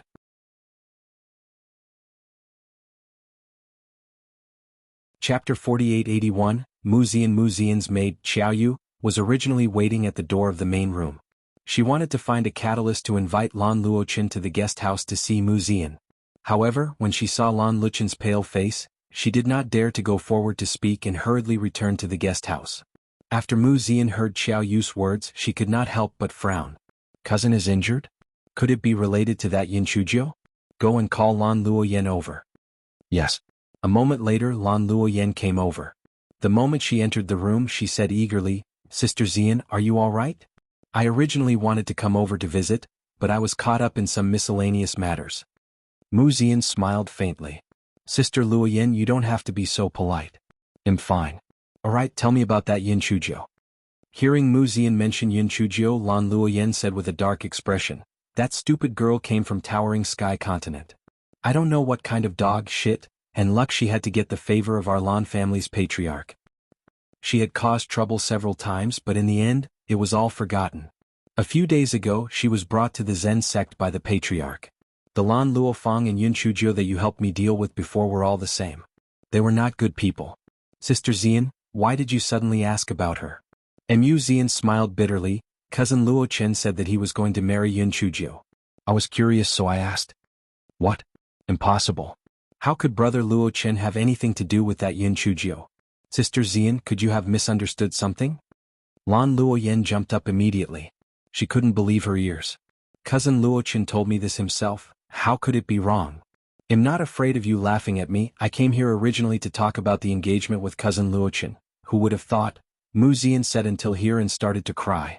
Lan Luoyen comforted her, then said, Sister Zian, don't worry, even if Brother Luochen was blinded by lard, grandfather and ancestor would definitely not agree.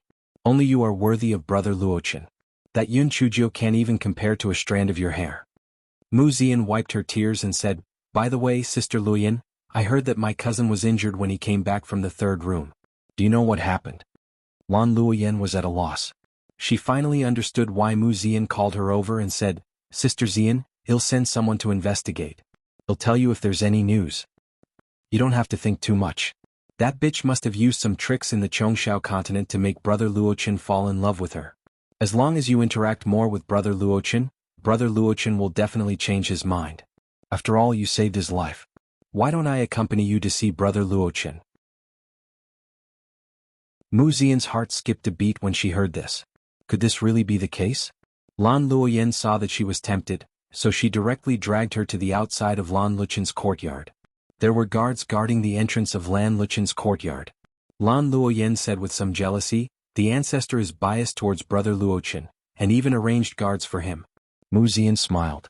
The reason why she liked Lan Luochen was not only because of his outstanding looks and cultivation, but also because Lan Luochen was so highly regarded by the ancestor of the Lan family. He was definitely the next head of the Lan family.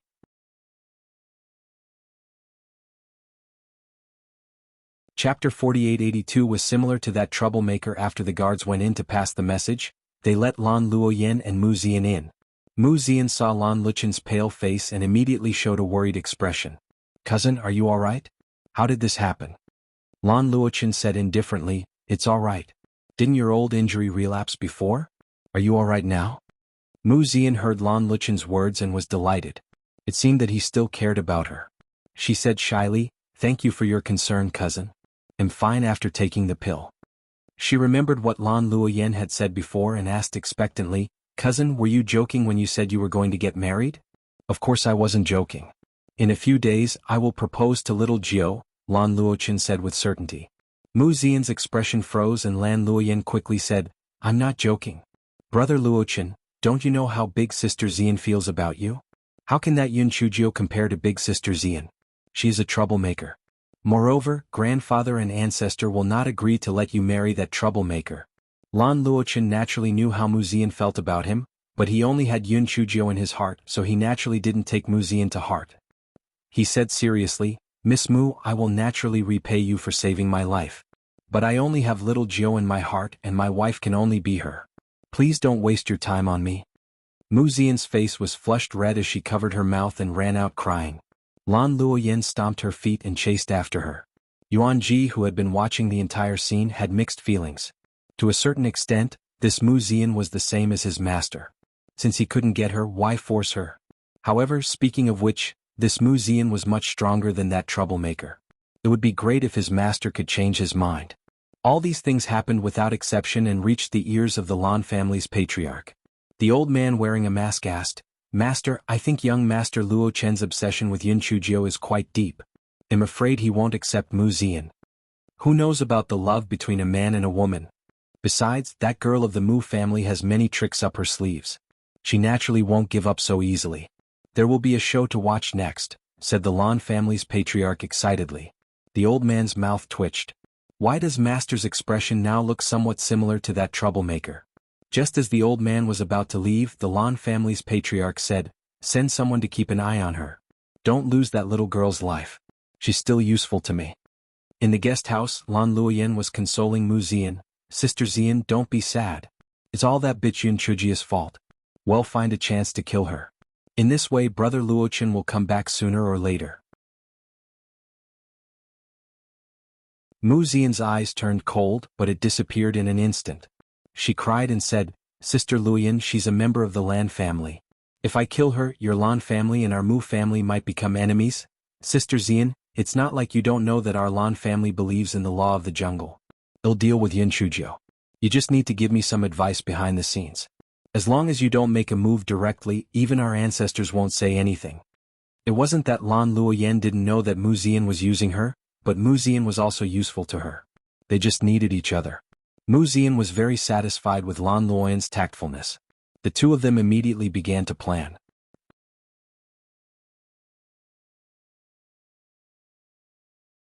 Chapter 4883.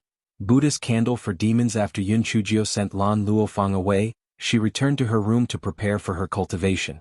Suddenly, she remembered something important and called Hong Ling into her bedroom. "Has Mount Meru been struck by lightning recently? It has been more than a month since the last time." "Miss, I was just about to tell you about this strange matter. More than 10 days ago, Mount Meru was struck by lightning again. However, the speed of the lightning this time was very fast. In the past it would take at least 6 to 6 hours, but this time it was finished in an hour. Many people guessed that something might have happened to the thing on Mount Meru. After the lightning stopped, many people went to look for it, but they didn't find anything," Hong Ling said. Yun Chujio touched her chin. "The reason why Wu Yun struck so fast was because he was afraid that she would fish for its wings, right? It was really a thief. However, what exactly was in Mount Meru? If it was not for the sake of a long-lasting relationship, she would definitely find that thing." Just as Yun Chujio was thinking about it, her left and right hands suddenly started to fight without her. Hong Ling looked at her young Miss left and right hands that were fighting so fiercely and was dumbfounded. What kind of kung fu was young Miss practicing? "Hong Ling, you can go out first. Don't come in if I don't call you, and don't let anyone else in," Yun Chujio said through gritted teeth. Hong Ling went out obediently and even closed the door. Yun Chujio scolded angrily, "Get out here." As she spoke, a small flame jumped out from her right palm, and a Buddha's candle jumped out from her left palm. When the two came out, they immediately fought together. Yun Chujio opened the isolation array and roared, "All of you stop. Tell me what is going on." Yun Chujio felt stifled. Not only could Guai Chao control her body, but now these two could control her hands as well. She was too aggrieved as her master. Buddha's candle said angrily, "There's no me, there's no him, there's no me. How can a 10,000-year-old fire marrow occupy my right hand? I'm stronger than it, I should occupy my right hand." The little flame could not speak, but the emotions that it gave back to Yun Chujio were very indignant. It was obvious that it was furious. Yun Chujio slapped Buddha's candle away. "Get lost. Are you still being picky? Don't you know what is first come, first served? If you don't want to stay in your left palm, go into your storage ring." Buddha's candle's wick trembled. You heartless person. You don't know how to cherish me. If I knew this, I wouldn't let you have me no matter what."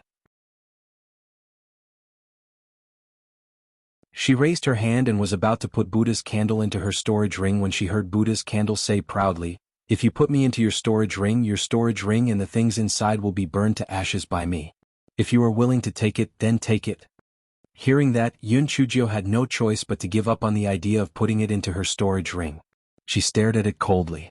"So, when you signed the contract with me, you were planning to burn me to death?" Buddha's candle said with some guilt, "No, that's not true. You are so powerful no one can burn you to death."